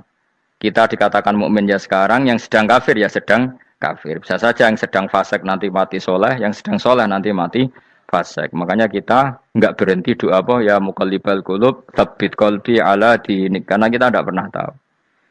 Makanya status kafir ya wamatu wahum kufar. Sebagian ayat apa wamatu wahum kufar, status yang permanen adalah dalam keadaan mati, dia dalam keadaan kafir. Tapi kalau masih di dunia gini enggak jelas. Makanya saya suwun ya, kalau kita harus toleransi sebagai warga Indonesia, kalau kamu orang alim, toleransi atas nama agama, karena yang sedang kafir pun tidak jaminan selalu kafir. Jadi kita tidak perlu musuhan, karena memang semuanya tidak mesti. Ya itu kalau atas nama nopo agama. Kalau atas nama negara ya memang kita berkawan atas nama sama-sama bangsa nopo Indonesia. Kalau atas nama agama ya memang nggak mesti juga. Bisa saja mereka husnul khotimah. Kita tidak pernah tahu. Makanya Allah terbilang wa qulul linnas siapa husna, dengan siapapun yang baik.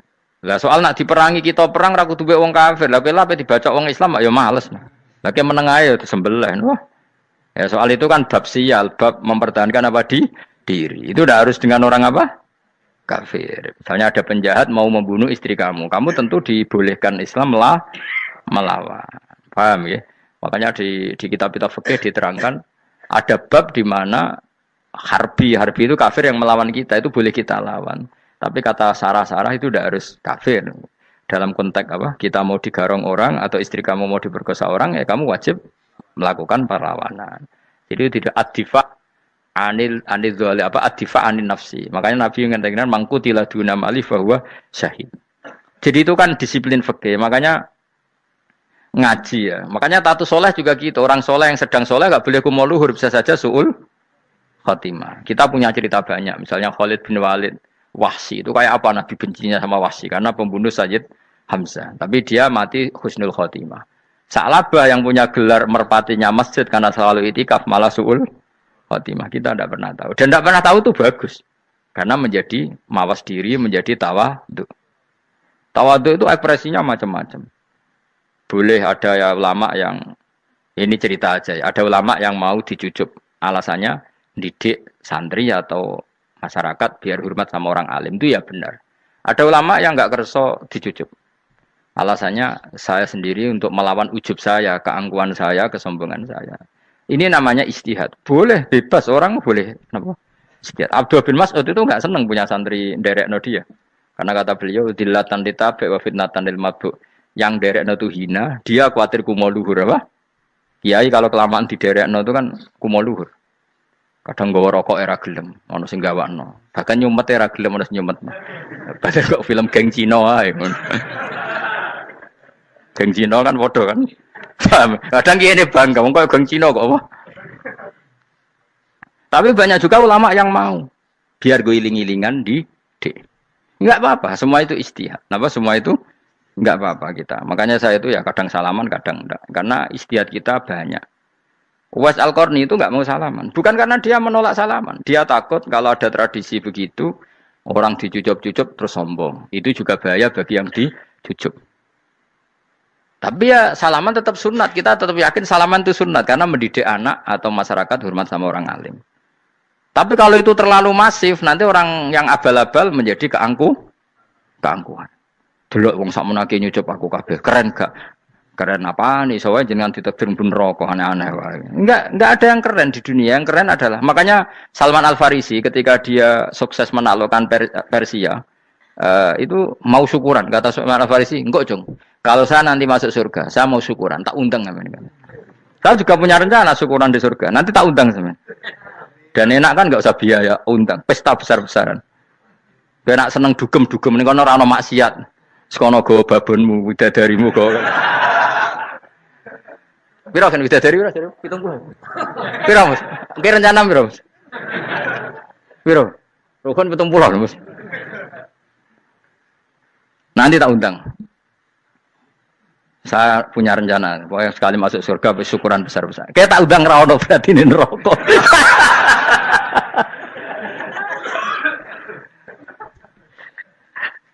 Tapi nak ngundang aku ra ono beda kelas sembrono. Dataku ra ono ning kelas wargamu ra ono. Kata Salman Al-Farisi gini, kamu ndak usah muji saya kan dia dipanggil ya Karim, kamu orang terhormat. Kata Salman Al-Farisi, in dakhaltul jannah fa ana karim wa in dakhaltun nar fa ana laim. Jadi saking sopannya ashabu Rasulillah itu ada yang dipanggil ya Karim aja enggak mau. Tunggu Jung ya, panggilan itu sematkan saya nanti ketika saya masuk surga. Kalau saya masuk surga fa ana karim, saya berstatus orang mulia. Tapi nanti kalau saya masuk neraka fa ana laim, saya orang yang terhina. Jadi dulu ashabu Rasulillah seperti itu. Terus ada ulama yang melawan nafsunya macam-macam. Misalnya saya milih jarang ada sowanan, saya dapati senang banyak santri sowan. Tapi bukan karena benci enggak. Karena saya takut sebagai orang yang sangat terhormat. Saya ngaji di mana-mana suka yang enggak usah pakai kursi. Guling-gilingan kalau saya dan kamu setara. Saya sebenarnya bisa aja minta kursi tinggi koyok ketua MK. Banyak kan ngaji nih serapati ngalim dari gue kursi ning dhuwur, santrine ning ngisor guayane kok wong pinter-pinter. Jebule kitabe maknanan ben ra konangan. Sing rasa apa wong modus. Ya tapi tidak suudzon ya, tapi ya ono tenan, paham. Tapi kalau saya cara berpikir sederhana, kita kan sama-sama umatur Rasulillah, ya sudahlah hadin sawa. Lu andai kan kamu sanggup maca kitab ya gentenan ra masalah. Kadang ge maca aku ngrungokno, kadang aku maca enggak apa-apa. Nek ana sing wani. Tapi sekali salah tak lorot. Nah. Jadi dulu sahabat itu biasa. Ada yang cara ekspresi tawadhu kayak Uwais Al-Qarni enggak mau salaman karena takut dicucuk. Ada yang suka salaman karena mendidik. Banyak cara mereka melawan nafsunya sendiri apa? Melawan apa? nafsunya. Istri saya itu dari keluarga pondok Jawa Timur. Itu dulu iskal sama saya, janggal. Karena anak saya kalau mau jajan tuh saya tidur pun dibangunkan. Pak bangun, saya minta uang. Itu ya sampai sekarang begitu. Istri saya itu iskal, janggal. Karena janggal kan ada Jawa Timur sopan sekali sama orang tua. Tanya saya. Karena dia keluarga orang terpelajar, tanya. Kenapa itu dibiarkan? Saya jawab saya. Ya kalau tidak minta saya, nanti minta mbak-mbak atau kangkang. Orang yang paling harus dingel-ngel anak itu orang tuanya. Sehingga yang paling harus diganggu anaknya ya orang tuanya. Sampai sekarang anak saya berani minta mandi saya, gendong saya. Kalau orang tuanya aja gak siap dingel-ngel, lalu apa kata dunia? Kan aneh. Nah, itu ajarannya bapak. Saya dulu bapak Sugeng tuh biasa jagoan sama bapak. Ya biasa misalnya saya lesupak kalau kepen mangan ya, cung tuku. Zaman itu pakai motor, pakai sepeda motor biasa sama bapak ke Pandangan. Saya sampai sekarang sama anak-anak saya akrab. Karena pikirannya orang tua saya dulu ajarannya yang paling berhak dingel-ngelo anak ya orang tua. Ini kan gak fair. Kita sebagai orang tuanya digugah gak terima, kon ngedusi gak terima, kon nyawi gak terima, orang lain disentak suruh nyawi. Dan orang lain itu pembantu hanya karena kamu gaji. Kamu gaji seberapa? Hubungan anak dengan pembantu itu kan karena uang. Kamu ingin berbasis hubungan hanya karena itu goblok sekali. Hanya istri saya nerima. Jadi ini bukan berarti saya bikin konsep begitu ya. Ini cerita saja. Banyak guru-guru kita termasuk orang tua saya kalau ngajarkan gitu. Tapi ya tentu ada orang yang ngajarkan anak oleh gugah wong tuane pas turu. Ya kalau pas turu ada alternatif ibunya nggak apa-apa. Kalau nggak ada, ibunya juga nggak ada. Terus alternatifnya orang lain kan buruk sekali. Kalau alternatifnya orang apa? Lain. Tapi orang tua kita kadang kesuwen oleh didik adab berlebihan sampai anti ilmu. Ya itu tadi didik adab tapi anti. Ojo gugah wong tuamu, wong turu ojo digugah. Akhirnya nyon sewu minta tonggo, pernah bulik bude yang kadang nyon sewu mereka sendiri susah kan, nggak punya uang kan terjadi kacau. Demi adab tapi menghilangkan ilmu. Tidak boleh. Nomor satu itu ilmu baru adab. Coba orang paling berat dingel-ngelo anak harusnya siapa coba? Orang tua. Jadi mestinya pas ke turut juga ya santai wae. Ini sudah tepat. Nah kecuali ngelama, artinya ngelama itu sudah jajan minta lagi lah itu kan ada ukurannya. Tentu ada apa? Ukurannya. Tapi kalau fi awali marroh jajan hari pertama di hari itu memang jajan pertama kan nggak dolim. Kecuali minta yang ketiga keempat lah itu baru mungkin salah. Akhirnya istri saya menerima konsep ala saya ya sekarang ya menerima. Sampai sekarang saya biasa misalnya habis ngajar dari Sarang atau ngajar dari Kudus baru datang anak saya rewel minta jalan-jalan ya saya turutin. Karena menurut saya yang paling harus kangelan demi anak adalah orang tuanya, bukan orang lain. Padahal saya punya santri loh. Kalau mau keren-kerenan saya punya semuanya. Tapi itu kan enggak hukumnya Allah. Keren itu kan hukumnya manusia. Dia santri terus dia ini berhak ngongkon. Ini kan hukumnya manusia. Hukumnya Allah ya enggak ada. Hukumnya Allah ya wong tua, be anak-anak be wong tua. Hukum liyane gaweane manusia. Yang penting ku anfusakum wa ahlikum. Nah, ora ono santri kaum barang ora ono. Gaya-gayaane mubalek ini umat saya terus dihitungi. Ku apa-apaanan. Enggak ada dalam Quran yang ada ya ku anfusakum Waalaikumsalam. Jadi yang penting hubungan orang tua anak. Nah, baru orang lain itu wa ila adin akhahum huda. Ya itu yang kedua ketiga. Tapi ilmu ini sudah banyak yang hilang. Makanya banyak mubalek ngamuk anak. Bocah rasopan. Wah, aku nang jopo ning tinti wong wedi aku. Anakku dhewe rasopan. Ya bapak dhewe rasopan ya. Karena mendahulukan orang lain ngalahkan anak. Tapi ketika anak rasopan dekne gremeng apa? Memangnya dia sopan cara hukumnya Allah dan Rasul. Ketika mendahulukan orang lain itu dalam status hukum Allah dan Rasul dia sudah tidak sopan. Ada dosen ngajar mahasiswanya dengan segala artikulasi terbaik, kemampuan bareng terangno anaknya sampai rasa-rasen. Ya gitulah baca sendiri di buku. Ya gitu. Karena di kampus dapat gaji, sampai anaknya rantuk gaji. Banyak orang mulang ngarepe wong akeh iso tenanan, mulang anaknya ra tenanan. Mereka nak mulang wong akeh diapresiasi, nak mulang anaknya kadang tinggal dolanan kadang. Nah, itu tidak benar, tidak seperti itu Islam mengajarkan. Islam mengajarkan nomor satu ku anfusakum wa ahlikum, jaga diri kamu dan keluarga kamu.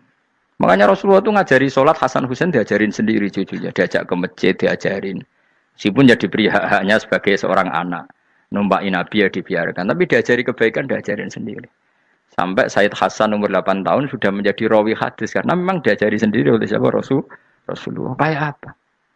Kalau sekarang enggak kiai cilik anak di pasrano cah dalem terus enggak mau Tahu. Juga sidik itu pasaran pembantu. Barang anaknya akhlaknya kayak pembantu ngamuk.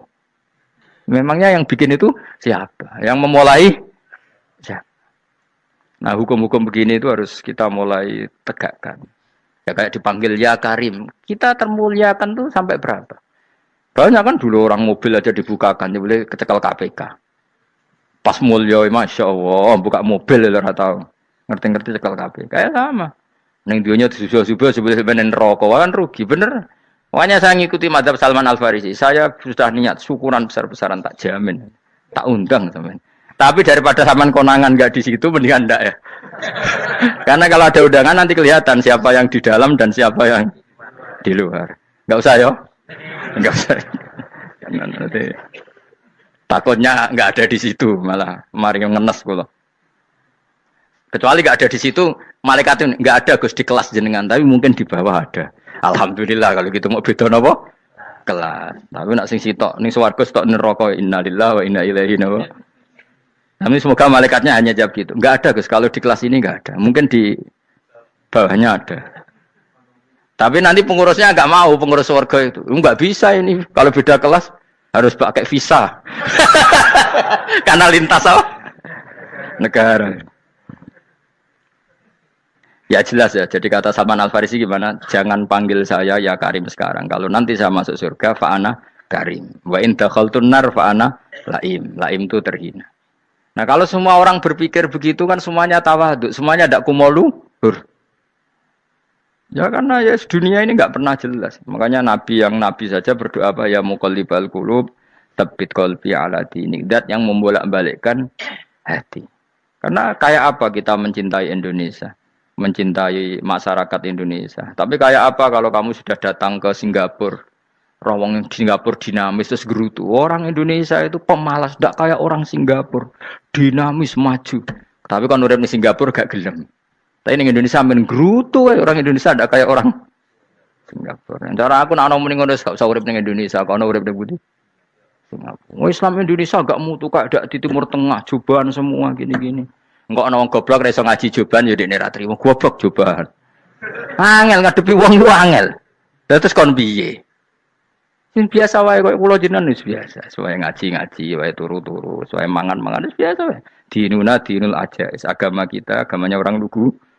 Penting hubungannya dengan Allah spesial bahwa kita yakin hidup kita namun bergantung kepada Allah Subhanahu wa taala dan kita selalu nyifati Allah nikmal maula wa ni'man nasir. Selagi Tuhannya Allah pasti kita ditolong. Apapun kondisi Indonesia, Tuhan kita tetap Allah, tetap ditolong. Kita pernah keluar dari penjajahan Belanda, tragedi PKI, ya apa saja problem kita pernah keluar karena Allah Tuhan kita, nikmal maula wa ni'man nasir. Sudah, iktimatnya sama Allah, jangan pada yang lain. Yang lainnya itu hanya aturan bernegara saja. Kita butuh presiden, butuh macam-macam, itu aturan bernegara. Tapi kesejahteraan kita tetap Allah nikmal maula. Karena kalau Allah yang nggak berkenan, Jawa dihilangkan les lewat ekuifaksi selesai. Atau meteor satu jatuh selesai. Makanya Allah selalu mensifati dirinya, saya yang memegang langit bumi, saya yang mengatur langit bumi. Beberapa benda langit nggak jatuh ke bumi karena saya, kata Allah. Inna wa yumsikus samawati wal ardo antazula wala inzalata in amsakahuma min ahadim min ba'di. Kalau sistem alam langit itu hancur, semuanya hancur. Tapi kita enggak. Kadang-kadang membayangkan dunia enggak hancur itu kalau kestabilan negara. Negara tak stabil, kalau alam enggak stabil mau apa? Semuanya enggak koruptor, semuanya adil. Tapi diguncang gempa tetap selesai. Diundang faksi tetap selesai. Makanya Allah selalu mengingatkan kita, aamintum manfis sama yakhsifa bihumul ardo faidahiyah tamur. Kenapa kamu merasa aman di bumi? Bumi ini setiap saat bisa likuifaksi, kata Allah. Karena bumi itu dzatis potensinya pecah. Tapi kalau kita ingat situ kan akhirnya bergantung sama Allah. Sambil bernegara secara benar, bertetangga secara benar. Susahnya apa sih hidup benar? Wong hidup benar itu nikmat. Kulo mboten nate urip susah. Ngerti masalah sing pangeran Gusti, niki wae jenengan ya sudah selesai. Dadi nak tahlilan ojo ngrameni tok, dijiwai nikmal maula. Nikmat itu sebaik-baiknya, nikmat itu sebaik-baiknya. Artinya kita selagi punya Tuhan itu pasti nasib kita ya sebaik-baiknya. Ngomongin imal mola tapi mbek gerutu. Seramu tuh. Lan ora dadi wali perkarane ya apa. Jadi wiridane wae tapi ra dijiwai, enggak boleh seperti itu. Tapi lumayan, timbang yo ra wali ra wiridan malah ra karu-karuan malah. La yuqda alaihim raden putusna sapa alaihim ing atase ahlun nar bil mauti lan mati fayamutu mongko iso dadi mati sapa ahlun nar fayastarihu. Mongko iso istirahat sapa ngake. Jadi ahlun nar ketika disiksa minta mati. Maksudnya mereka minta mati itu tidak merasakan sakit. Tapi nyatanya mereka sudah tidak bisa mati. Berarti disiksa terus terus walai khafaf lan ora den ringan napa anhum saking ahlun nar min adzabia saking siksa sinar torfata ini sak kedape mri kadari kakak mengkon-mengkon kabeh kama jasinahum tegese kaya oleh males ingsun wong akeh nadzi males ingsun kula kafurin ing saben-saben wong sing banget kafire banget ingkare ning Allah lan nikmat-nikmate Allah manane kafir bil ya iklan ya yadzi wa nun lan nun al maftuha kados kita tidak yadzi tapi napa nadzi nggih kadari nadzi kula. Bismillahirrahmanirrahim. Afaman kana mu'minan kaman kana fasiqo. Afaman kana mu'minan kaman kana fasiqan la yastawun. Ammal ladzina amanu wa 'amilus solihati falahum jannatul ma'wa nuzulam bima kanu ya'malun. Wa ammal ladzina fasaqu fama'wahumun nar. Kullama aradu ay yakhruju minha u'idu fiha wa qila lahum dzuqu 'adzaban nar. Dzuqu 'adzaban naril ladzi kuntum bihi tukadzibun. Afaman kana, afaman ana ta utahi wong. Wong sapa wae, kana kang ana sapa man ana iku mukminan, iku wong sing mukmin, sing percaya kebenerane Allah lan Rasul. Iku kaman kaya dene wong kana kang ana sapa man iku fasikon, iku wong sing fasik utawa wong sing kafir. Kula baleni malih. Afaman ana ta te wong kana kang ana sapa man iku mukminan mukmin. Manane mukmin ku benerno apa sing digawa Allah lan Rasul. Iku kaman kaya dene wong kana kang ana sapa man iku fasikon iku fasik utawi kafir. La yastawun, ora padha sapa wong mukmin lan wong fasik. Ammal ladzina amanu anapun te wong sing iman wa amilu lan nglakoni sapa alladzina as-solihati ing boro-boro amal saleh. Wong iman lan nglakoni amal saleh falahu mongko iku berhak mongko iku kedue alladzina amanu jannatul ma'wa te entuk swarga kang dadi panggonane utawa swarga-swarga kang dadi nggon panggonane. Nuzulan tur hale tumurun. Hale dadi sogatan, hale dadi penghormatan. Huwa te maknane nuzul ku ma perkara yu adu kang den sogatno apa ma, kang disuguhno apa ma lidolfi krana tamu. Bima sebab perkara kanu kang ana sapa ngake ya malu nang nglakoni sapa ngake. Wa ammal ladzina anapun te wong akeh fasaku kang padha fasik sapa ladzina. Fasik ku maknane fasik. Teng mriki fasik bil kufri fasike kelawan kafiran. Wah ini gak apal lho nggih kula kados ngaji kula wingi. Pokoke angger fasik disebut Quran kok ahli neraka kuwi mboten kok fasike sampean mboten ini fasik ringan niki, fasik medium niki. Fasik sing ahli neraka bil kufri wa takdzibi. Wah apal lho. Wah angger fasik kok ahli neraka mana apa fasik kekafiran lan fasik ngorohno Allah lan apa Rasul. Tapi nek fasik kaya sampean bodoni wae enteng. Dak kok teras swarga ecek-ecek mlebu. Dak kok pager-pager terus napa? Mlebu nggih araf nggih kecantol-cantol mungkin ngono. Engko jongkrono sithik mun tok swarga ngono. Oh angger fasik jelas mulane kula wingi ngotot. Ciri khas ahli sunnah niku darani ahli neraka iku kafir. Napa? Mulane mriki fasaku napa bil kufri wa takdzibi. Fasake kelan nglakoni kekafiran lan gorono Allah. Kowe kafir to ora, Cek? Mboten. Kowe tau gorono Allah Rasul. Nak bodoni kanca? Bolak-balik lah. Iku urung kafir wenteng. Mergo yo kene tau dibodoni padha wae kan wales-walesan ngono napa? Sesama saling bodoni ya gak usah saling napa dendam. Fasaku bil kufri kelan kekafiran. Jadi ngeten nggih kula terangno nggih masalah madzhab ahli sunnah nggih. Sampeyan kok aja terjebak training aswaja terus. Aswaja trainingnya pokoknya kadang tahlil ahli sunnah atau mboten enten ngoten kaidah ngoten. Sing ngeten kaidah ini tadi, apakah mukmin yang melakukan dosa besar itu kafir apa ndak? Jadi ciri khas ahli sunnah dan ndak itu perdebatannya napa? Mukmin sing murtakibul kabira napa? Mukmin sing murtakibul kabira. Orang mukmin yang melakukan dosa besar itu menjadi kafir apa ndak? Ahli sunnah berpendapat tidak menjadi kafir. Sementara yang Khawarij yang lain-lain berpendapat menjadi kafir. Nah, Imam Suyuti, Imam Ghazali, Imam Syafi'i semua itu ahli sunnah. Sehingga kalau ada orang kok ahli neraka, niku mesti maksiate iku bil kufri wa takdzibi. Alasane Imam Syafi'i sak bala-balane niku, sak ulama sak kancane niku, wong nak wis kadung bener diridani Allah, niku sifate ora kok ora tau salah. Kula baleni malih nggih. Wong nak wis bener diridani Allah, niku sifate ora kok gak tau salah iku ora. Nek Allah seneng kowe, iku statusem wong-wong sing liyukaffirawhu anhum aswa allazi amilu. Engko amal elek ndelalah didadekno di sepuro sinten? Allah. Carane piye ya? Carane nggawe poin. Misale ngaten, sampeyan ngobet wek cah wedok. Cah wedok seneng banget kowe. Sementing ke komitmen aja zina. Tapi sampean aja takok kula, berarti SMS-an angsal Gus. Jawel angsal yo aja takok ngono. Tapi nak kowe kasil jawel tok ra zina ku insyaallah barokah ngedohi dosa gedhe sing cilik di sepuro. Tapi aja muni halal. Yo aja muni halal, yo aja lakoni nek iso. Cuma iki cerita. Ana wong seneng cah wedok banget. Tapi dhekne sukses ninggalno napa? Zina. Tapi ora sukses ninggalo jawel utawa SMS-an misale. Tapi kok aja muni halal lho yo. Kula ora muni halal kok mbok riwayatno halal. Niki rak ngaji ilmu.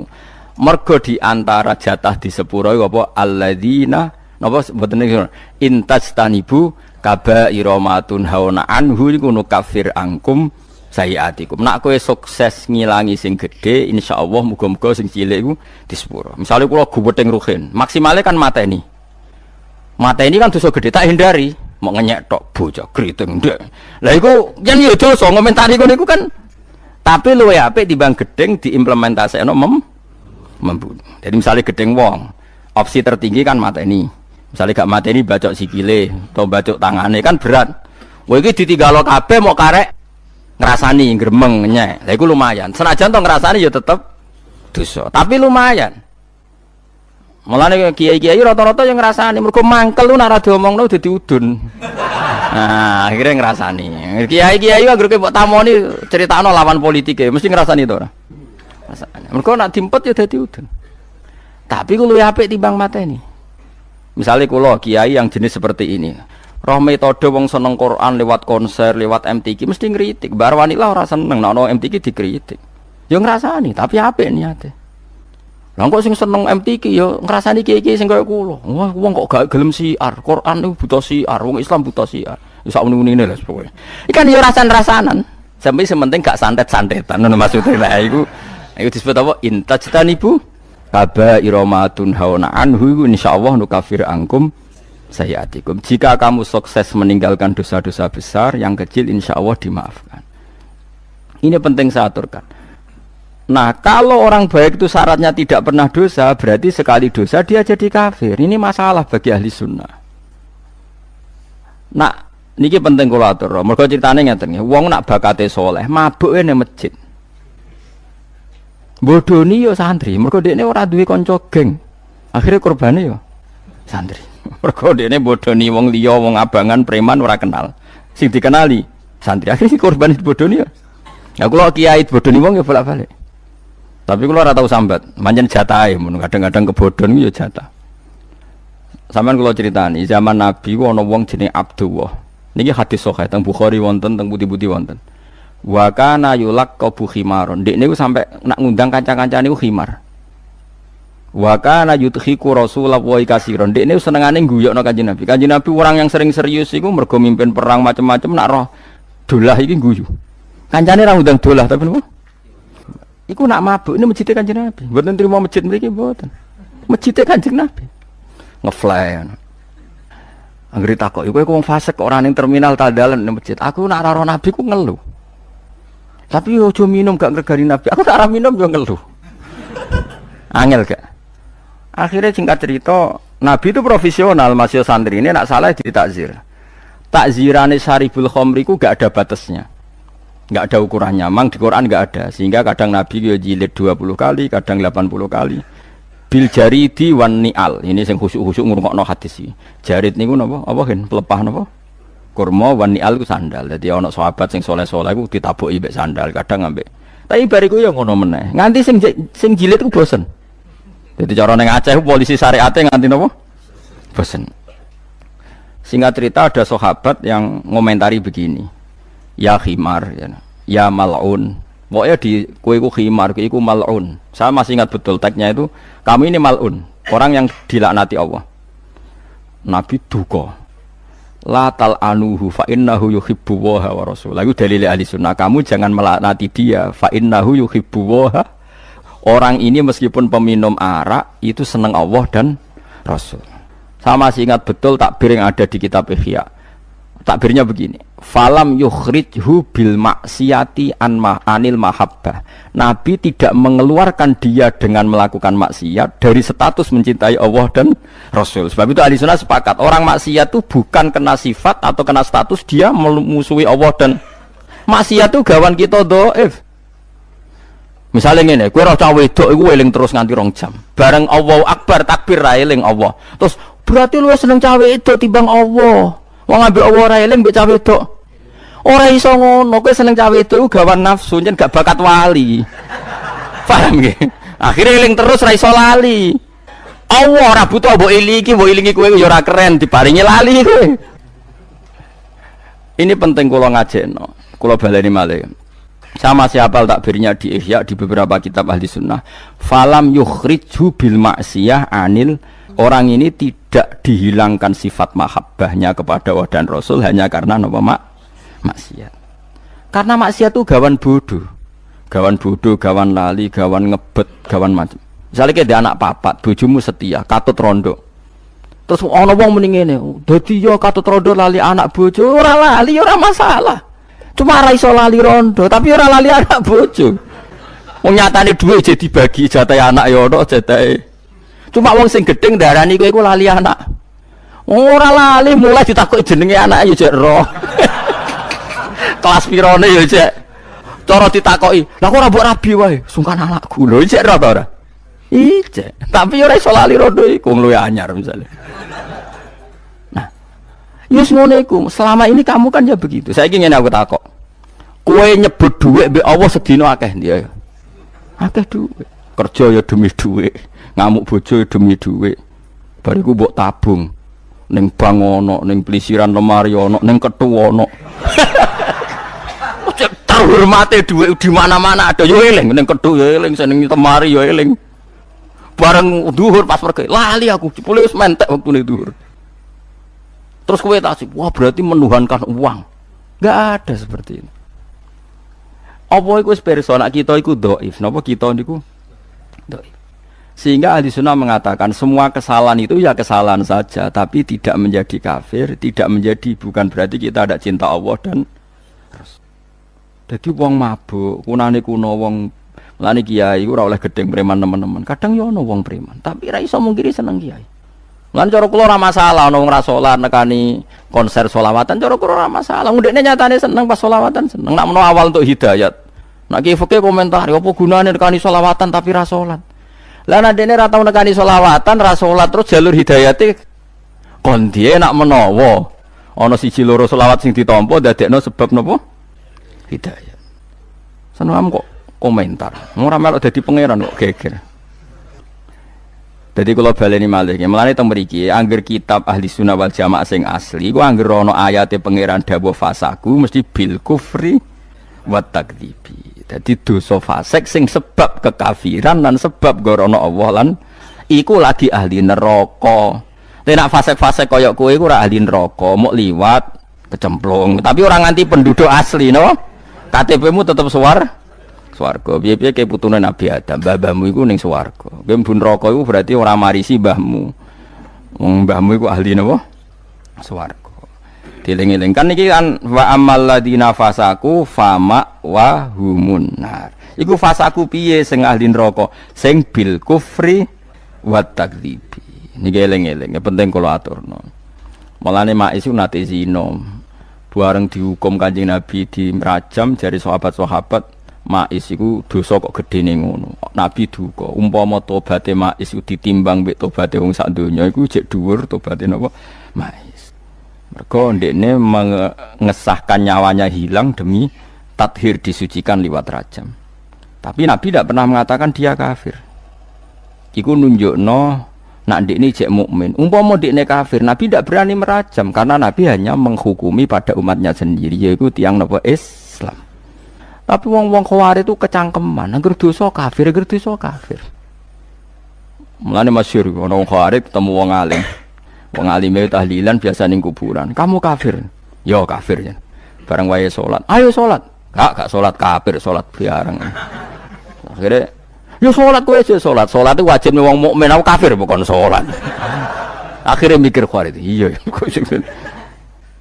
Itu wong Khawarij saking gobloke wong darani wong ku kafir, tetep dikon. Mana ada orang kafir wajib salat. Aneh ta wong Khawarij.